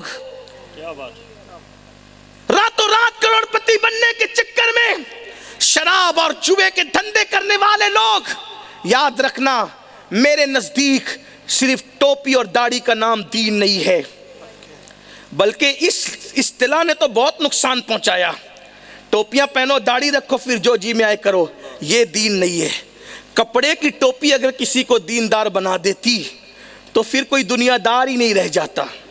ہاں، فرعون بھی دنیا دار نہیں رہتا اگر کپڑے کی ٹوپیاں کسی کو دیندار، اور چند داڑھی کے بعد صرف کسی کو دیندار بنا دے۔ میں داڑھی کا مذاق نہیں اڑا رہا، داڑھی سنت ہے، اور ہم احناف کے نزدیک تو ایک مشت واجب ہے۔ لیکن اگر آپ اور ہم یہ سمجھتے کہ صرف داڑھی ٹوپی کا نام دین ہے یا غلبہ دین ہے تو آپ کی فکر غلط ہے۔ دین کیا ہے؟ دین یہ ہے کہ آپ کو چلتا دیکھ کر نبی کا چلنا یاد آئے، آپ کا بیٹھنا، ہمارا بیٹھنا دیکھ کر لوگوں کو رسول اللہ کا بیٹھنا یاد ہے، بولنا دیکھ کر حضور کا بولنا یاد آ جائے، سونا دیکھ کر حضور کا سونا یاد آ جائے، شادی بیاہ کرتا ہوا دیکھ کر حضور کی شادی بیاہ کا انداز یاد آ جائے، بچوں کو کھلاتا دیکھ کر حضور کا بچوں کو کھلانا یاد آ جائے۔ یہ دین ہے، اور جب تک اس پر نہیں آؤ گے اس وقت تک دینداری کا سرٹیفکیٹ نہیں مل سکتا۔ اپنے آپ میں بنتے رہو دیندار۔ یا تو حال یہ کہ گانے کی دہلیز پر ایمان کا سودا کر بیٹھے، یا تو حال یہ کہ زنا کے اڈوں پہ ایمان کا سودا کر بیٹھے، یا تو حال یہ ہے کہ چند روپیوں کے عوض ایمان کا سودا کر بیٹھے۔ گفتگو کو اختتام پر لے جاتے ہوئے صرف ایک روایت پڑھتا ہوں اور بتاتا ہوں کہ یاد رکھنا، جو حضور سے رشتہ نبھائے گا وہی برکتیں پائے گا، وہی امتی ہے۔ جو رشتہ نہ نبھا سکا کچھ نہیں۔ اگر مشرک رمضان شریف میں مرے تو جہنم ہی میں جاتا ہے، مومن مرے رمضان شریف میں تو بے حساب اسے جنت ملے گی۔ فرق کیا ہے دونوں میں؟ اس نے رمضان شریف تو پایا، رمضان شریف سے رشتہ نہ نبھایا، جو اس کا رشتہ تھا، جو حق تھا، نہ نبھایا، اور مومن نے نبھایا، اس لیے اس کے لیے نجات ہے رمضان شریف۔ شب جمعہ میں یا یوم جمعہ میں جو مومن مرے اس کے لیے نجات ہے، مغفرت کا پروانہ ہے، بغیر حساب جنت کا پروانہ ہے۔ لیکن اگر کافر مرے جمعہ کے دن تو کافر کا اتوار کو مرنا جمعہ کو مرنا برابر ہے۔ کیوں؟ اس لیے کہ اس نے جمعہ سے رشتہ کون نبھایا؟ اس نے جمعۃ المبارکہ کو جمعہ مانا کب؟ تو جو مانے گا رشتہ نبھائے گا، نجات اس کے لیے، برکت اس کے لیے۔ حضور شان والے ہیں، برکت ملنی صرف ان کو ہے جو حضور سے رشتہ نبھائیں۔ ہاں، ورنہ جو ماں کا رشتہ نہ نبھائے وہ ماں اس کے لیے جنت نہیں بلکہ جہنم ہے۔ جو قرآن کا رشتہ نہ نبھائے، وہ قرآن کو سر پہ رکھنے کی بجائے زمین پہ ڈال دے، وہ قرآن اس کے لیے پھر جنت کی بجائے جہنم میں لے جانے کا ذریعہ ہو گیا۔ تو حضور علیہ الصلوۃ والتسلیم کی ذات بھی کچھ لوگوں کے لیے جنت کا ذریعہ ہے، اور کچھ لوگ اس کی وجہ سے امتحان میں مبتلا ہو کر جہنم میں جائیں گے۔ رشتہ نہیں نبھایا۔ کیسے رشتہ نبھائیں؟ صرف زبان سے نہیں، بس بات اینڈ کو پہنچتی ہے دل کے کانوں سے سننا۔ میں نعت خانوں کو نظر دینے کا مخالف نہیں ہوں، لیکن صرف 10 روپے کی نوٹ کسی نعت خاں کو دے کر آپ اور ہم عاشق رسول کی فہرست میں اپنا نام نہیں لکھا سکتے، اس لیے کہ عشق رسول کردار کا نام ہے، کیریکٹر کا نام ہے۔ ہم نے اس کی طرف توجہ نہیں دی۔ میرے عزیزو، صحابہ نے مسواک ایک دن چھوڑ دی۔ مسواک، جنگ کے نتائج معلق ہو گئے۔ ہاں، آج لوگ کہتے ہیں ہم کامیاب نہیں ہیں، ہم کامیاب نہیں ہیں، اور کہتے ہیں کوئی قائد نہیں ہے مسلمانوں کا اس لیے کامیاب نہیں۔ ہم کہتے ہیں ذرا اپنا منہ دیکھ آئینے میں، اللہ نے ہم سے بڑا قائد دیا کس کو ہے؟ جب حضور ہے تو اب ضرورت کس قائد کی ہے؟ حضور ہیں تو ضرورت کس قائد کی ہے؟ اور ہیں ہمارا قائد زندہ ہے، فالو کرنے کی ضرورت ہے۔ لوگ کہتے قائد نہیں ہے، کوئی قیادت ہمارے پاس نہیں، قیادت ہے، فالو کرو۔ صحابہ کرام نے مسواک لاشعوری طور پہ چھوڑ دی، جنگ کے نتائج معلق ہو گئے۔ امیر المومنین کو خط لکھا تو جواب میں 2 چیز آئی، یا تو تم اخلاص سے جنگ نہیں کر رہے ہو، یا تو تم نے نبی کی کوئی سنت چھوڑ دی ہے۔ اور یہی ہوا، انہوں نے غور کیا تو پتہ چلا مسواک چھوٹ گئی۔ امیر لشکر نے اعلان کیا صبح جنگ بعد میں ہوگی، پہلے مسواک کی جائے گی۔ سارے مسلمان مسواک توڑ کر کے بیٹھ گئے مسواک کرنے۔ مشرکین کا یا مخالفین کا جاسوس آیا دیکھنے کے لیے مسلمان کا حال کیا ہے، تو مسواک کر رہے تھے، انہیں پتہ نہیں تھا مسواک کیا چیز ہے۔ واپس لوٹ کے کہا تلواروں سے جنگ کر رہے تھے، نیزوں سے کر رہے تھے، اب وہ تھک چکے ہیں، اب وہ تلواروں سے نہیں کریں گے، دانتوں کو تیز کریں، تمہیں کچا چبا جائیں گے۔ عافیت چاہتے ہو تو بھاگ جاؤ۔ جنگ کیے بغیر وہ چھوڑ کر کے بھاگے۔ مسلمان ہتھیار کے بغیر جنگ جیتے تھے، یہ سنت مصطفیٰ کی برکت۔ ایک سنت لا لاشعوری طور پہ چھوٹ جائے تو صحابہ کا نتیجہ معلق ہو جاتا ہے. یہاں تو فرائض چھوڑ دیا, کس کامیابی کے چکر میں ہو, کس کامیابی کے متلاشی ہو؟ فرائض چھوڑ کر کامیابی چاہتے ہو, فرائض چھوڑ کے ترقی چاہتے ہو. واللہ یہ ہرگز نہیں ہو سکتا. طریق مصطفیٰ کو چھوڑنا ہے وجہ بربادی. بربادی کی وجہ یوں ہی نہیں ہے, طریق مصطفیٰ کو چھوڑنا ہے وجہ بربادی. اسی سے قوم دنیا میں ہوئی بے اقتدار. اپنی ہمیں کرنی ہے شہنشاہ بطحاں کی رضا جوئی, وہ اپنے ہو گئے تو رحمت پروردگار اپنی. جو روایت رشتہ نبھانے کی پڑھنا چاہتا ہوں وہ یہ ہے, اپنے الفاظ کے جامع میں روایت ہے یہ, اکثر سیرت کی کتابوں میں موجود ہے کہ جب بدر کی جنگ ہوئی, جنگ بدر ہوئی, میری بہنیں اور آپ سب توجہ سنیں, اسی پر بات مکمل ہوگی انشاءاللہ. شور نہیں کریں, اور باہر کے لوگ کر رہے ہیں کرنے دیں, اس لیے کہ کچھ ضرورت کے مطابق ہوتی ہے باتیں, لیکن آپ توجہ میری طرف رکھیں. اس سے بڑے ذکر کی اور بات کیا ہوگی. آقا کا, ان کے وفا شعاروں کا ذکر ہو رہا ہے. ایسے موقع ہمیں بار بار نہیں ملتے, اس لیے توجہ ادھر ہی ہونی چاہیے. تو بدر کی جنگ ہوئی. جنگ بدر میں 70 مشرکین اور مکے کے بڑے بڑے گنڈے مارے گئے, اور اسی تعداد میں پکڑے بھی گئے, فدیہ لے کر کے چھوڑ دیا گیا. غصہ تھا مکے والوں کو غصہ تھا, تو بدر کے بعد بدر کا بدلہ لینے کے لیے بڑے تل ملا رہے تھے. وہ سوچا کہ 70 نہ صحیح کچھ ہی لوگوں کو پکڑ کے بدلہ لے لیں. تو انہی لوگوں میں جناب خبیب نام کے صحابی وہ پکڑ میں آ گئے. اب جناب خبیب کو جب پکڑ لیا تو جناب ابو سفیان جو ابھی تک مسلمان نہیں ہوئے تھے, انہوں نے کہا کہ خبیب کو قتل کرو دردناک انداز سے. کسی نے مشورہ دیا, ابو سفیان محمد عربی کو, دیکھو دھیان سے سنو کتنی بڑی بات ہے, توجہ سے سننا, بات بڑی بڑی قیمتی ہے, اس لیے کہ حدیث کی ہر بات ہی قیمتی ہوتی ہے, لیکن اس کو بہت غور کرنا, توجہ دینا کہ کیا کہا حضرت جناب ابو سفیان نے, اسے قتل کرو دردناک انداز سے. کسی نے مشورہ دیا, نہیں, محمد عربی کو اس کے قتل سے تکلیف زیادہ نہیں ہوگی, تکلیف تو ہوگی مگر زیادہ نہیں ہوگی. ایک کام کرو, اس کو پٹا پھسلا کے بددین بنا دو, اس کا ایمان چھین لو.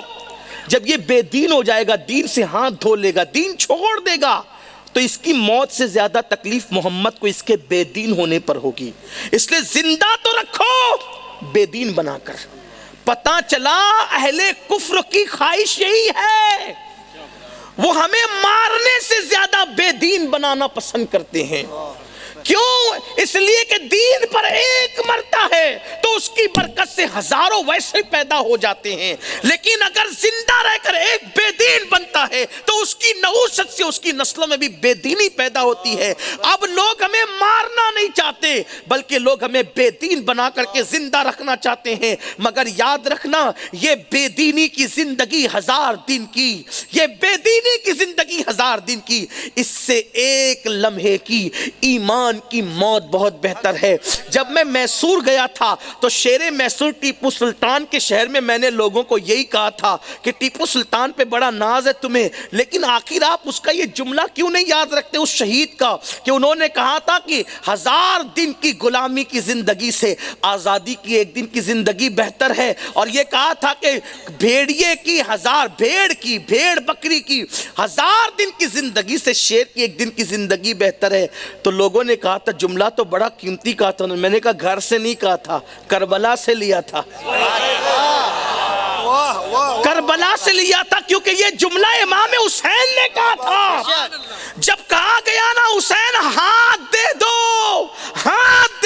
تو میرے مولا نے کہا تھا ہم شبیہ پیمبر دینا آسان ہے, ہاتھ دینا آسان نہیں ہے. 6 مہینے کا علی اصغر دینا آسان ہے, ہاتھ دینا آسان نہیں ہے. قاسم جیسا وفادار بھتیجا دینا آسان ہے, ہاتھ دینا آسان نہیں ہے. ایک ایک نبی کے نونہال کو کربلا کے خاک و خون میں تڑپتے دیکھ سکتا ہوں, لیکن ہاتھ نہیں دے سکتا, اس لیے کہ یہ سب دوں گا تو دین کو فروغ ملے گا, ہاتھ دوں گا تو خود بے دین ہو جاؤں گا. تو کہتے ہیں کہ دین پر قائم رہ کر ایک زندگی سے بہتر ہے. یہ کربلا میں مولا حسین نے کہا تھا, کربلا کی یادیں منا کر رونے والوں کہاں گئی یہ فکر. بے دین بن رہے ہیں, بیٹیوں کو جینس اور ٹی شرٹ پہنا رہے ہیں, گھروں کے اندر کفریہ کلمات بجا رہے ہیں, شادیوں میں ڈی جے. ہنسنے کی بات نہیں ہے, سوچے نا دین کہاں ہے. سب سے پہلی صبح کے وقت تو ہماری سب سے بڑی غلطی کیا ہوتی ہے, صبح میں سب سے بڑا گناہ, سب سے بڑا گناہ, سب سے بڑی بدی ہم سے کیا ہوتی ہے, نیند سے اٹھتے ہیں تو فجر کی نماز قضا کر کے اٹھتے ہیں. یعنی نیند سے اٹھنے سے پہلے ہی اللہ کو ناراض کر دیا. جس قوم کی صبح خدا کی ناراضگی سے ہو, اس قوم کو ترقی کیسے ملنا ہے. رات کے 3-3, 4-4 بجے تک جاگ رہے ہیں سیریل دیکھ کر, فلمیں دیکھ. آپ بتائیں نا, لوگ کہتے ہیں ہمیں ترقی کیسے ہوگی. آپ کی صبح خدا کی ناراضگی سے ہے. ہماری رات کا اینڈ, پہلے مسلمان درود پڑھتے پڑھتے سوتا تھا تو کہتا تھا میں سو جاؤں یا مصطفیٰ کہتے ہیں, اور اب مسلمان ایئر فون لگا کے کانوں میں گندی فلمیں دیکھتے ہوئے دیکھتے دیکھتے آنکھ بند ہو جاتی, وہ چالو ہی رہتا ہے. یہ حال ہے. سوچیں نا آپ, لیکن سب کچھ کر لو, جو چاہو کر لو, آخر موت ہے, اللہ کی طرف پلٹنا ہے, اور اس کی پکڑ بڑی سخت ہے. اس کو کریم جان کر گناہ کرنے والوں اپنے آپ کو دھوکہ مت دو. اس کے عذاب کو برداشت کرنے کی طاقت ہم میں سے کسی کے پاس نہیں ہے. ان بطش ربک لشدید, تیرے رب کی پکڑ بڑی سخت ہے. جب وہ ڈھیل دیتا ہے تو 500 سال تک ڈھیل دیتا ہے, اور جب وہ ڈھیل دیتا ہے تو 1000 سال تک ڈھیل دیتا ہے, اور جب وہ پکڑتا ہے نا تو پھر فرعون کو 1000 سال بیتنے کے بعد بھی کفن نصیب نہیں ہونے دیتا. مصر کے میوزیم میں فرعون کی ننگی لاش پکار پکار کر ہمیں دعوت فکر دے رہی ہے. قدرت کی پکڑ سے ڈرو, قدرت کے غضب سے ڈرو, اور اس کے غضب کو دعوت مت دو. جب وہ وقت کے بادشاہ کو پکڑ لیتا ہے تو 1000 سال تک کے اسے ننگا پڑا رکھ کر کے دعوت عبرت بنا دیتا ہے. کہیں تم لوگوں سے عبرت حاصل نہیں کرو گے تو تم عبرت نہ بن جاؤ. وقت کا یزید آج اس کی قبر کا نشان مٹ گیا, اور جس حسین کو اس نے بے گھر کیا تھا آج وہ حسین گھر گھر جو نظر آ رہے ہیں, دین کے غلبے کے لیے محنت کی تھی اس لیے نظر آ رہے ہیں. میں آپ سے گزارش کرتا ہوں, اتنی بڑی تعداد میں مسلمان جمع ہے, اگر آج صرف ایک ہی عہد کر لیں کہ آج کے بعد جو ہو جائے, خوشی ہو کہ غم ہو, شادی ہو کہ موت ہو, سردی ہو کہ بارش ہو, کوئی موسم ہو, آج سے ہم نماز نہیں چھوڑیں گے. نہیں بہت کچھ کر سکتے ہو تو بس اتنا کہ نماز نہیں چھوڑیں گے. میں یقین کرتا ہوں نماز کے پابند ہو جاؤ گے نا, انشاءاللہ دھیرے دھیرے دیندار خود ہی ہو جاؤ گے, کیونکہ نماز انسان کو بے حیائی اور برائیوں سے روکتی ہے اور دینداری کے قریب کرتی ہے. تو میرے آقا علیہ السلام کے پیارے دیوانوں, وہ درد دل ہے جو مجھے بات ادھر ادھر لے جانے پہ مجبور کرتا ہے. تو عرض یہ کر رہا تھا, جناب خبیب کو انہوں نے پکڑا اور پکڑ کے کہا کہ ان کو بے دین بنا دو. یاد رکھو لوگ ہمیں بے دین بنانا چاہتے ہیں. آپ اپنے بچوں کو ڈاکٹر بنا رہے ہیں, ٹیچر بنا رہے ہیں, انجینئر بنا رہے ہیں, IAS, IPS, پتہ نہیں کیا کیا سب بناؤ, دیندار بھی تو بنا دو میرے عزیز. پہلے دیندار بناؤ, بعد میں سب بناؤ. سب ڈگریاں دنیا میں رہ جائے گی, دین کی ڈگری جنت تک لے جائے گی. اس لیے پہلے اپنے بچوں کو دین پڑھاؤ, دین پلاؤ, حضور کی محبت پلاؤ, حضور کی محبت بتاؤ. خود سیرت نبی پڑھو, اپنے بچوں کو پڑھاؤ. یاد رکھنا, دین اپنے ماننے والوں کو, دین اپنے تھامنے والوں کو کبھی ذلیل نہیں ہونے دیتا, کبھی بے عزت نہیں ہونے دیتا, کبھی رسوا نہیں ہونے دیتا. آپ سمجھتے ہیں دین کا دامن پکڑیں گے تو بیکورڈ کہلائیں گے, ذلیل کہلائیں گے. نہیں نہیں, جس دین کا دامن پکڑنے سے خدا ملتا ہے اس دین کا دامن پکڑنے سے کیا نہیں ملتا. ایک بات عرض کروں, دیندار بن جاؤ نا, کسی کام کے قابل نہیں رہو تو بھی لوگ عزت کرتے ہیں. میں بات عرض کرنا چاہتا ہوں لیکن بیچ میں یہ نکل آتی ہے نا, مجھے مجبوراً عرض کرنا ہے. بتاؤں, کسی کام کے قابل نہیں رہو تو بھی لوگ عزت کرتے ہیں. دیکھو, ہیرو جب تک کے ڈائلاگ بول سکتا ہے, ناچ سکتا ہے, تب تک اس کی عزت ہوتی ہے. صحیح, جب بوڑھا ہو جاتا ہے تو لوگ اس کو بھول جاتے ہیں. شہنشاہ جذبات کہلانے والے کس تھپی میں ہیں آج؟ کہاں ہیں وہ لوگ جن کے غلغلے تھے، چہرے پہ جھریاں پڑی، لوگوں نے بلا دیا انہیں، جن کی فلمیں دیکھنے کے لیے مہینوں مہینوں انتظار ہوتا تھا، آج ان کی زبان پہ نام بھی نہیں، بھول گئے لوگ، ہے نہیں ہے۔ جب تک ناچ سکتے تب تک محفل کی زینت ہے، ناچنا بند کیا، ناچنے کے قابل، اور ایک وقت آئے گا پیروں کی طاقت، جسم کی طاقت ختم ہو جائے گی، زبان کی طاقت ختم ہو جائے گی، سب ختم ہو جائے گا۔ بڑھاپا کیا نہیں کرواتا، بڑھاپا ایسا مرض ہے جو ایک بار آتا ہے تو پھر کبھی نہیں جاتا، اپنے ساتھ قبر میں لے کر جاتا ہے۔ کہاں گئے وہ خوبصورت آواز والے؟ سب ختم۔ لیکن ایک عالم 80 سال کا بوڑھا ہو جائے، چلنے کے قابل نہ رہے، تقریر کے قابل نہ رہے، بولنے کے قابل نہ رہے، جھریاں پڑ جائے، تو بھی 4 لوگ ہاتھ کا سہارا دے کر کے اسٹیج پہ پکڑ کے لاتے ہیں، حضور سے دعا لینا ہے، حضور۔ اور لوگ فنکار جتنے بوڑھے ہوتے جاتے ہیں مقبولیت کم ہوتی جاتی ہے، لیکن دین کا دامن تھامنے والے جیسے جیسے بوڑھے ہوتے جاتے مقبولیت بڑھتی جاتی ہے، حتیٰ کہ قبر میں جانے کو 8 سال اور 800 سال ہو جاتے، غریب نواز کی شکل میں 800 سال ہو جاتے، تو بھی مزار پہ بھیڑ کم نہیں ہوتی، دن گزرتے جاتے ہیں مقبولیت بڑھتی جاتی۔ غریب نواز اپنے دور میں جتنے مقبول تھے اس سے زیادہ آج مقبول ہیں، بندہ نواز اپنے دور میں جتنے مقبول تھے اس سے زیادہ آج مقبول ہیں، امام حسین کے چاہنے والے ان کے دور میں جتنے تھے اس سے زیادہ آج ہیں۔ اللہ اکبر۔ صرف پہلی محرم کو حسین کے نام کی محفلوں میں دنیا بھر میں جتنے لوگ جمع ہوتے ہیں، اگر ان کو کاؤنٹ کر لو تو پتا چلے جس کے نام پر آنے والوں کی تعداد اتنی ہے، اس کے ماننے والوں کی تعداد کا عالم کیا ہوگا۔ تو مقبولیت بڑھے گی، دین گرنے نہیں دیتا، دین کا دامن پکڑ۔ شیطانی فریب ہے کہ دین پکڑیں گے تو ذلیل ہوں گے، یہ کچھ نہیں ہے۔ داڑھی رکھوں گا تو کیسا لگوں گا؟ کیسا لگیں گے؟ دنیا کا سب سے خوبصورت انسان قدرت نے جس کو بنایا، ان کے چہرے پہ داڑھی تھی تو کیسا لگے گا؟ کیسا لگے گا؟ ارے ویسے ہی لگے گا جو صورت خدا بھاتی ہے ویسا لگے گا، اور کیسا لگے گا؟ مت یہ شیطانی چکر سے نکلو۔ اور ایک بات سوچو، کوئی کچھ سوچے یار، ہم نے تو اپنے یار کو منانا ہے بس، ہاں ہمیں کسی سے کیا لینا، ہمیں کسی سے کیا لینا، ہمیں تو اپنے محبوب کا خیال کرنا ہے بس، ان کا خیال کرو، پوری دنیا غلام بن کر قدموں میں آئے گی۔ جناب خبیب رضی اللہ تعالیٰ کے بارے میں جب یہ بات ہوئی، انہیں بے دین بناؤ، کہا ٹھیک ہے، کہا خبیب تم محمد عربی کو چھوڑ دو، جو کہوں گے دیں گے۔ خبیب نے ہنس کے کہا وہ بھی کوئی چھوڑنے کی ذات ہے؟ دو عالم سے کرتی ہے بیگانہ دل کو، عجب چیز ہے لذت آشنائی۔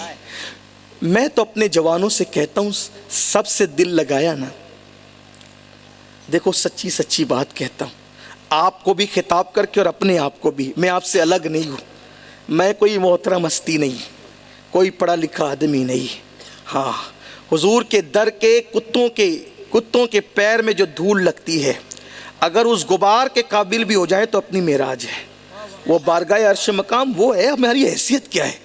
تو میں آپ کو نہیں اپنے آپ کو بھی خطاب کر کے تو سب سے دل لگایا نا، ذرا ایک بار اس محبوب خدا سے بھی دل لگا کر دیکھو، سب کے لیے رویا نا، ذرا ان کے لیے بھی رو کے دیکھو، سب کے لیے وفا کی نا، سب سے وفا، ان سے بھی وفا کر کے دیکھو، سب کے کام کیے، سب کی خدمت کی، ان کی بھی خدمت کر کے دیکھو۔ واللہ وہ ایسی ذات ہے کہ مصیبتیں ہم پر آئے گی، ہمارے اوپر آنے سے پہلے وہ مصیبتوں کو دور کرنے کے لیے تشریف لائیں گے، رو گے تو ان کی آستین ہمارے آنسوؤں کو پوچھنے کے لیے آ جائے گی، واللہ وہ سن لیں گے، فریاد کو پہنچیں گے۔ اتنا تو ہو کوئی کہ آ کرے دل سے، ہم نے ان سے وفا نہیں کی، ہم نے زبانی دعوے کیے ہیں، ان سے وفا کر، ان سے دل لگا کے دیکھو، ہاں کبھی تنہائی میں بیٹھ کر ان پہ درود پڑھ کے دیکھو۔ درود 1000 بار 5000 بار پڑھنے کی بات نہیں کرتا، سب سے قیمتی درود وہ ہے کہ درود پڑھو وہ تصور میں آ جائیں اور آنکھیں چھلک جائیں، سمجھنا کہ وہ دیدار کرا چکے، حاضری ہو گئی، قبولیت ہو گئی، یہ درود ہے۔ یہ نہیں کہ 1000 بار پڑھا پتہ بھی نہیں چلا کہ میں پڑھ کیا رہا تھا، یہ درود کی بات نہیں کرتا۔ درود تو وہ ہے، معراج درود وہ ہے ہمارے لیے کہ ان پہ درود پڑھے اور وہ تصور میں آ جائیں اور آنکھیں چھلک جائیں۔ ان سے وفا کر کے دیکھو، ان کی باتوں پر عمل کر کے دیکھو، واللہ کبھی مشکلیں اور تم جمع نہیں ہو سکتے، کبھی ناکامی اور ہم جمع نہیں ہو سکتے، اس لیے کہ جہاں ان کا دامن ہوگا وہاں کامیابی ہی ہوگی۔ وَأَنْتُمُ الْأَعْلَوْنَ إِن كُنتُم مُؤْمِنِينَ کا تمغہ اس کے لیے ہے جو ان کا سچا غلام ہو جائے۔ دنیا تمہاری غلامی پہ فخر کرے گی اگر ہم ان کے غلام ہو گئے تو، لیکن ہم نے سب کے لیے رویا، ان کے لیے بھی رو۔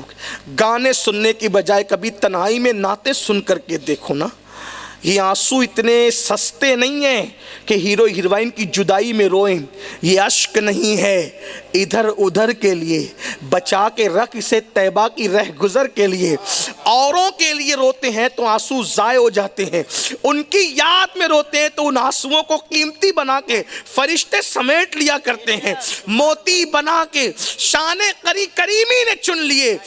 قطرے جو تھے میرے عرق انفعال کے بڑے قیمتی موتی ہوتے ہیں جو آنسو ان کی یاد میں نکلتے ہیں۔ آؤ نہ ان سے عشق کریں، آؤ نہ ان سے محبت کریں، بیٹھے تو ان کا ذکر، اٹھے تو ان کا ذکر، لیٹے تو ان کا ذکر، سوئے تو ان کا ذکر۔ سوئے بھی تو ایسی شکل بنا کے سوئے کہ ہمارا وجود محمد عربی کے الفاظ کی شکل اختیار کر لے، لفظ کی شکل اختیار کر لے۔ اللہ اکبر۔ جناب خبیب نے کہا وہ بھی کوئی چھوڑنے کی چیز ہے، وہ کوئی چھوڑنے والی ہستی ہے۔ واللہ پوری کائنات اگر دے دی جائے تو بھی ہم انہیں نہیں چھوڑ سکتے۔ کافر مرنے کے لیے ٹھیک ہے، اگر ان کی محبت میں موت آتی، ان کے لیے موت آتی، اس سے بڑا قیمتی سرمایہ کیا ہے؟ کہا کہ اعلان کر دو پورے مکے میں کہ محمد عربی کے ساتھی کو مقام تنعیم میں قتل کیا جائے گا۔ اور بڑے دردناک انداز سے جن جن کے رشتہ دار مرے تھے سب کو غصہ تھا، پورے مکے کے لوگ خوشی خوشی تنعیم کی طرف چلے۔ حضرت خبیب کے ایک دوست تھے، ان کا نام تھا سعید۔ انہوں نے سوچا یار میرے بچپن کا دوست ہے، کلمہ پڑھ لیا تھا تو میں دور ہو گیا تھا، بڑا کمزور سا آدمی ہے، بہت کمزور دل آدمی ہے، دیکھتے ہیں آج وہ کیسے قتل ہوتا ہے۔ دوستی تو دور ہو گئی تھی لیکن کچھ بچپنے کی محبت دل کے اندر ٹھاٹھیں مار رہی تھی، کچھ کچوکے لگا رہی تھی۔ تو سعید بھی چلے، چھوٹے چھوٹے بچے برچیاں لے کر، تیر لے کر ایسے چلے تھے کہ ہم سب بدلہ لیں گے۔ اور جب سعید نے کہا، سعید کہتے، روایت وہ بیان کرتے ابھی مسلمان نہیں ہوئے تھے، حضرت سعید کہتے ہیں کہ میں مسلمان نہیں ہوا تھا، وہ میرا دوست تھا، اسی کے لیے میں گیا تھا کہ ذرا دیکھوں تو بڑا کمزور دل آدمی ہے۔ تنیم کے مقام پر رسی میں باندھ کر ان کو لایا گیا، کھڑا کر دیا گیا، اور پھر اس کے بعد کہا کہ بچوں سے کہا گیا کہ ایک کام کرو، اس کو برچھیوں سے زخمی کرو، برچھیوں سے اس کو زخمی کرو۔ ہاں، تو بچے برچیاں لے کر حضرت خبیب کو چبوتے۔ سعید کہتے ہیں کہ پورا جسم لہو لہان تھا۔ سوچیں نا ذرا کہ اگر سوئی ہمیں چبھتی ہے تو کیسا لگتا ہے، سوئی چبھے تو، اور کہاں وہ وجود، اور کئی دن کا بھوکا وجود، اور برچیوں سے پورا جسم چھید دیا گیا ہے اور پورا وجود لہو لہان ہے۔ جناب خبیب کھڑے ہیں، سعید کہتے ہیں میں قریب ہی کھڑا تھا، میں حیران تھا کہ اس میں اتنی ہمت کیسے آئی، بڑا کمزور دل آدمی ہے میرا یہ دوست، اتنی ہمت کیسے، طاقت کیسے۔ اتنے میں ابو سفیان یا کوئی آگے بڑھے اور انہوں نے کہا کہ تم اس تکلیف میں کیا یہ نہیں سوچتے ہوں گے کہ تمہیں چھوڑ دیا جائے، تمہیں چھوڑ دیا جائے، سوچتے ہوں گے نا تم کہ تمہیں چھوڑ دیا جائے۔ اور پھر اگلا جملہ کسی نے کہا کہ تمہیں چھوڑ کر اس جگہ محمد کو کھڑا کر دیا جائے، اور ہمیں خوشی ہوگی نا تمہارے چھوڑنے پر۔ حضرت خبیب کی آنکھوں میں خون اتر آیا اور پوری گرجدار آواز میں پوری جرأت سے کہا واللہ تم کیا بکتے ہو کہ ہم چھوڑ دیے جائیں اور ہمارے محبوب کو یہاں کھڑا کیا جائے۔ ہماری تمنا تو یہ ہے کہ ہمارے جسم کے ٹکڑے ٹکڑے کر دیے جائیں اور ہمارے نبی کے پیروں میں کبھی کانٹا بھی نہ چبھے۔ ہم تو اتنا بھی گوارا نہیں کرتے کہ ان کے تلووں میں کانٹا چبھے، اگرچہ ہمارے جسم کے ان کے بدلے ٹکڑے ٹکڑے ہو جائیں۔ آگے بڑھنے سے پہلے اپنی قوم کے جوانوں سے، ماؤں اور بہنوں سے ایک ہی جملہ کہنا چاہتا ہوں، جنہوں نے نبی سے رشتہ نبھایا ان کے جذبات یہ ہیں کہ ہمارے جسم کے ٹکڑے ٹکڑے کر دیے جائیں، ہمارے نبی کے پیر میں کانٹا بھی نہ چبھے۔ وہ نبی کے پیر میں کانٹا نہیں دیکھنا چاہتے تھے، اور ہم ہر دن ہزاروں مرتبہ اپنے نبی کے دل پر نشتر لگاتے ہیں، دکھوں کے نشتر، تکلیف کے نشتر۔ میری قوم کے جوانوں، سوچو تو صحیح، جس نے اتنا پیار کیا ہو، اتنا پیار، ہزاروں ماہوں کی محبت اور ممتا، وہ پیار نہیں دے سکتی جو پیار ہمارے نبی نے ہمارے لیے دیا ہے۔ ان کا دل دکھا رہے قبر شریف میں۔ سوچو، جب ہم اپنے چہروں پہ وسترا رکھوا کر کے داڑیاں منڈاتے ہوں گے، کیا گزرتی ہوگی اس نبی کے دل پر؟ جب ہم کافر اور مشرکوں کے طریقے پر اپنی زندگی گزارتے ہوں گے تو اس نبی کے دل پر کیا گزرتی ہوگی؟ جنہوں نے رسول اللہ سے رشتہ نبھانا ہے اور نبھایا، وہ کہتے ہیں کہ ان کے پیروں میں کانٹا بھی نہ چبھے، ہم تو اپنے آپ کے ٹکڑے کروا دیں گے۔ جب یہ جملے سنے نا تو کسی نے کہا اس کو جلدی قتل کرو، اس کے جملوں کی وجہ سے کئی مکے کے لوگ متاثر نہ ہو جائیں۔ لیکن جناب سعید تو متاثر ہو ہی چکے تھے۔ میرا دوست بڑا کمزور ہے، لیکن یہ طاقت اس میں یوں ہی نہیں آئی، محمد عربی کی محبت نے اس کو طاقتور بنا دیا، اس کے عشق رسول نے اس کو طاقتور بنا دیا، اس کے دین نے اس کو طاقتور بنا دیا۔ اور سعید کہتے ہیں میں نے تو فیصلہ کر لیا، اب میں مدینے جاؤں گا اور کلمہ پڑھ کے مسلمان ہو جاؤں گا۔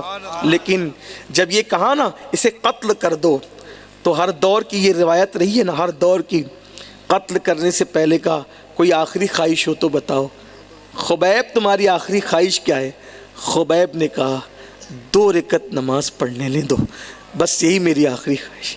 یہ ہے نبی کے رشتہ نبھانے والا، کہ قتل ہونے سے پہلے بھی بچوں کی، بیوی کی فکر نہیں ہے، نماز کی فکر ہے، نماز کی فکر ہے۔ نماز یہ ہے، آج کل تو کچھ جاہل کہتے ہیں نماز تو کربلا میں پڑھ لی گئی، اب ہم نے کیا پڑھنا ہے؟ اگر کربلا میں پڑھ لی گئی تو غوث پاک کو نہیں پتا تھا کربلا میں پڑھ لی گئی؟ تو کربلا والا زیادہ ہے کہ غوث پاک کربلا والا زیادہ؟ کون زیادہ تھا کربلا والا؟ اور کون زیادہ ہے؟ کربلا میں پڑھ لی گئی تو غریب نواز نے کیوں پڑھا؟ محبوب الہی نے کیوں پڑھا؟ اور جھوٹو، تم جان بچانا چاہتے ہو، کربلا میں اس لیے پڑھی گئی تاکہ تمہیں کربلا میں نماز کی اہمیت کا پتہ چل جائے۔ کربلا نے اہمیت سجدہ بتایا ہے۔ آپ اس طریقے کی مکاری کی بات کرتے کہتے ہیں ہم طریقت والے، ہم صوفیزم والے، واللہ کربلا سے بڑا صوفیزم کہیں نہیں ہے۔ جہاں کربلا نہیں وہ صوفیزم نہیں ہے، وہ زندیقیت ہے، وہ الہاد ہے، وہ بے دینی ہے۔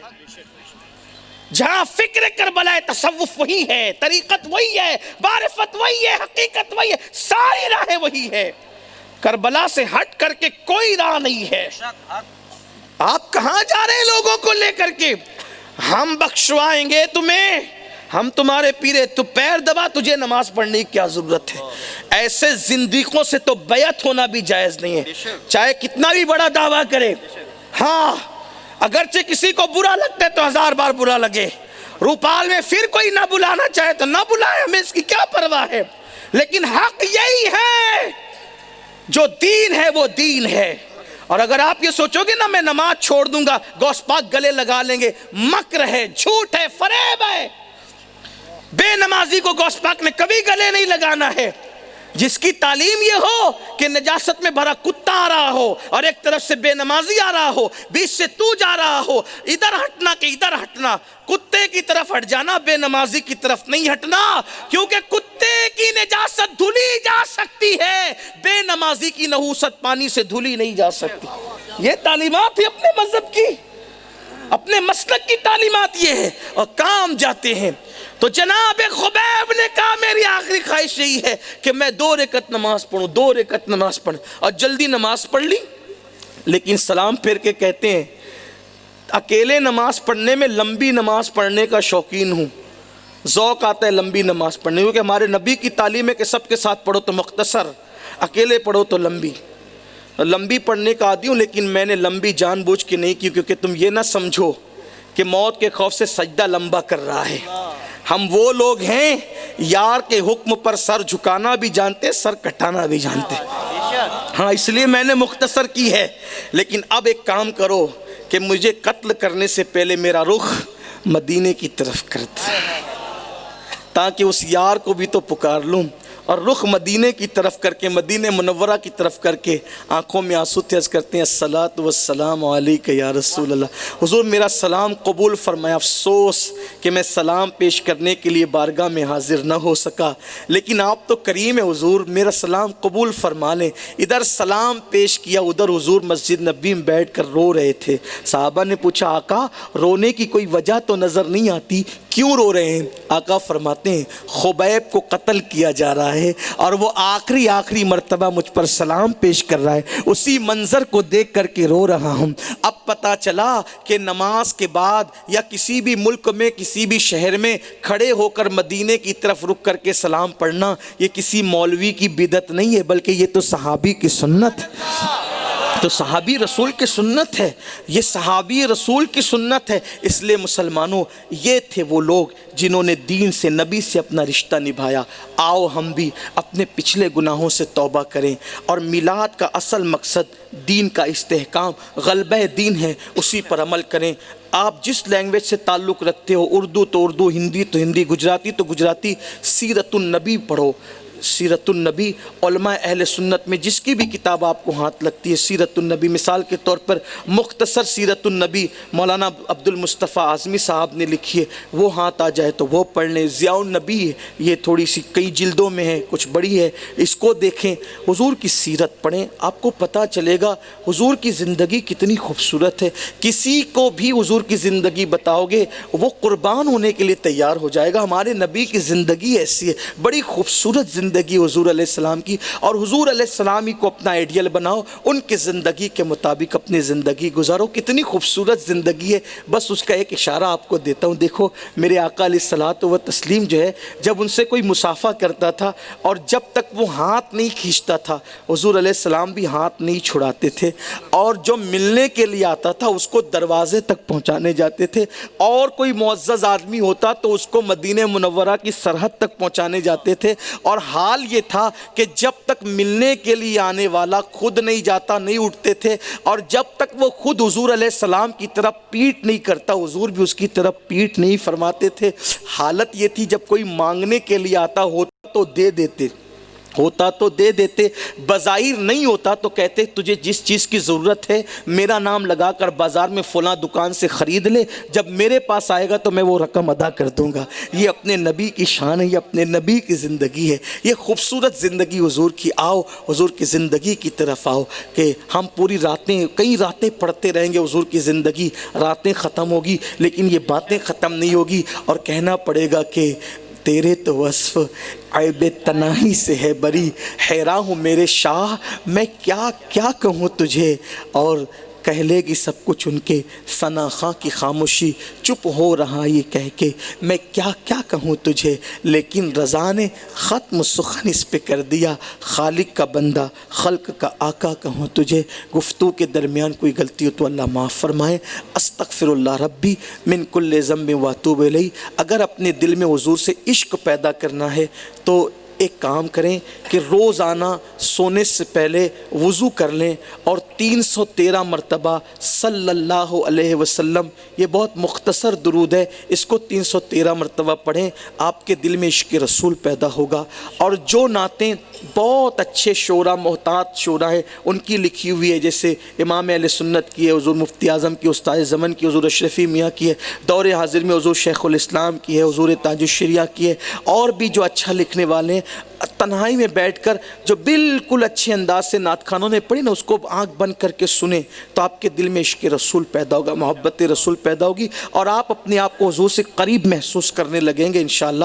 تو یہ درود پڑھنے کی آپ عادت بنائیں۔ بزرگوں نے فرمایا جو 313 مرتبہ درود شریف پڑھے گا وہ مرنے سے پہلے پہلے دنیا ہی میں حضور کی زیارت کرے گا، آقا علیہ السلام کا دیدار کرے گا۔ تو 5 منٹ میں یہ 313 مرتبہ درود شریف ہو جاتا ہے صلی اللہ علیہ وسلم۔ یہ مختصر درود شریف 5 منٹ میں ہو جائے گا۔ حضور سے رشتہ مضبوط کریں، اور ایک بار انشاءاللہ ایک یہ لذت لگے گی نا، اپنے بچوں کو بھی عادی بنائیں کہ وہ سونے سے پہلے درود شریف پڑھ کے سویا کریں۔ اور یہ وہ درود شریف ہے کہ ہر درد کی دوا ہے، صلی علی محمد، تعویذ ہر بلا ہے، صلی علی محمد۔ درود شریف کی برکت سے جادو بھی کٹے گا، سحر بھی کٹے گا، بلائیں بھی دور ہوگی، سب مصیبتیں انشاءاللہ تعالی حل ہوگی۔ صرف ایک بار آپ درود کے پابند ہو کر دیکھیں۔ دیکھیں اور حضور سے رشتہ مضبوط کر کے دیکھیں۔ السلام علیکم ورحمۃ اللہ وبرکاتہ۔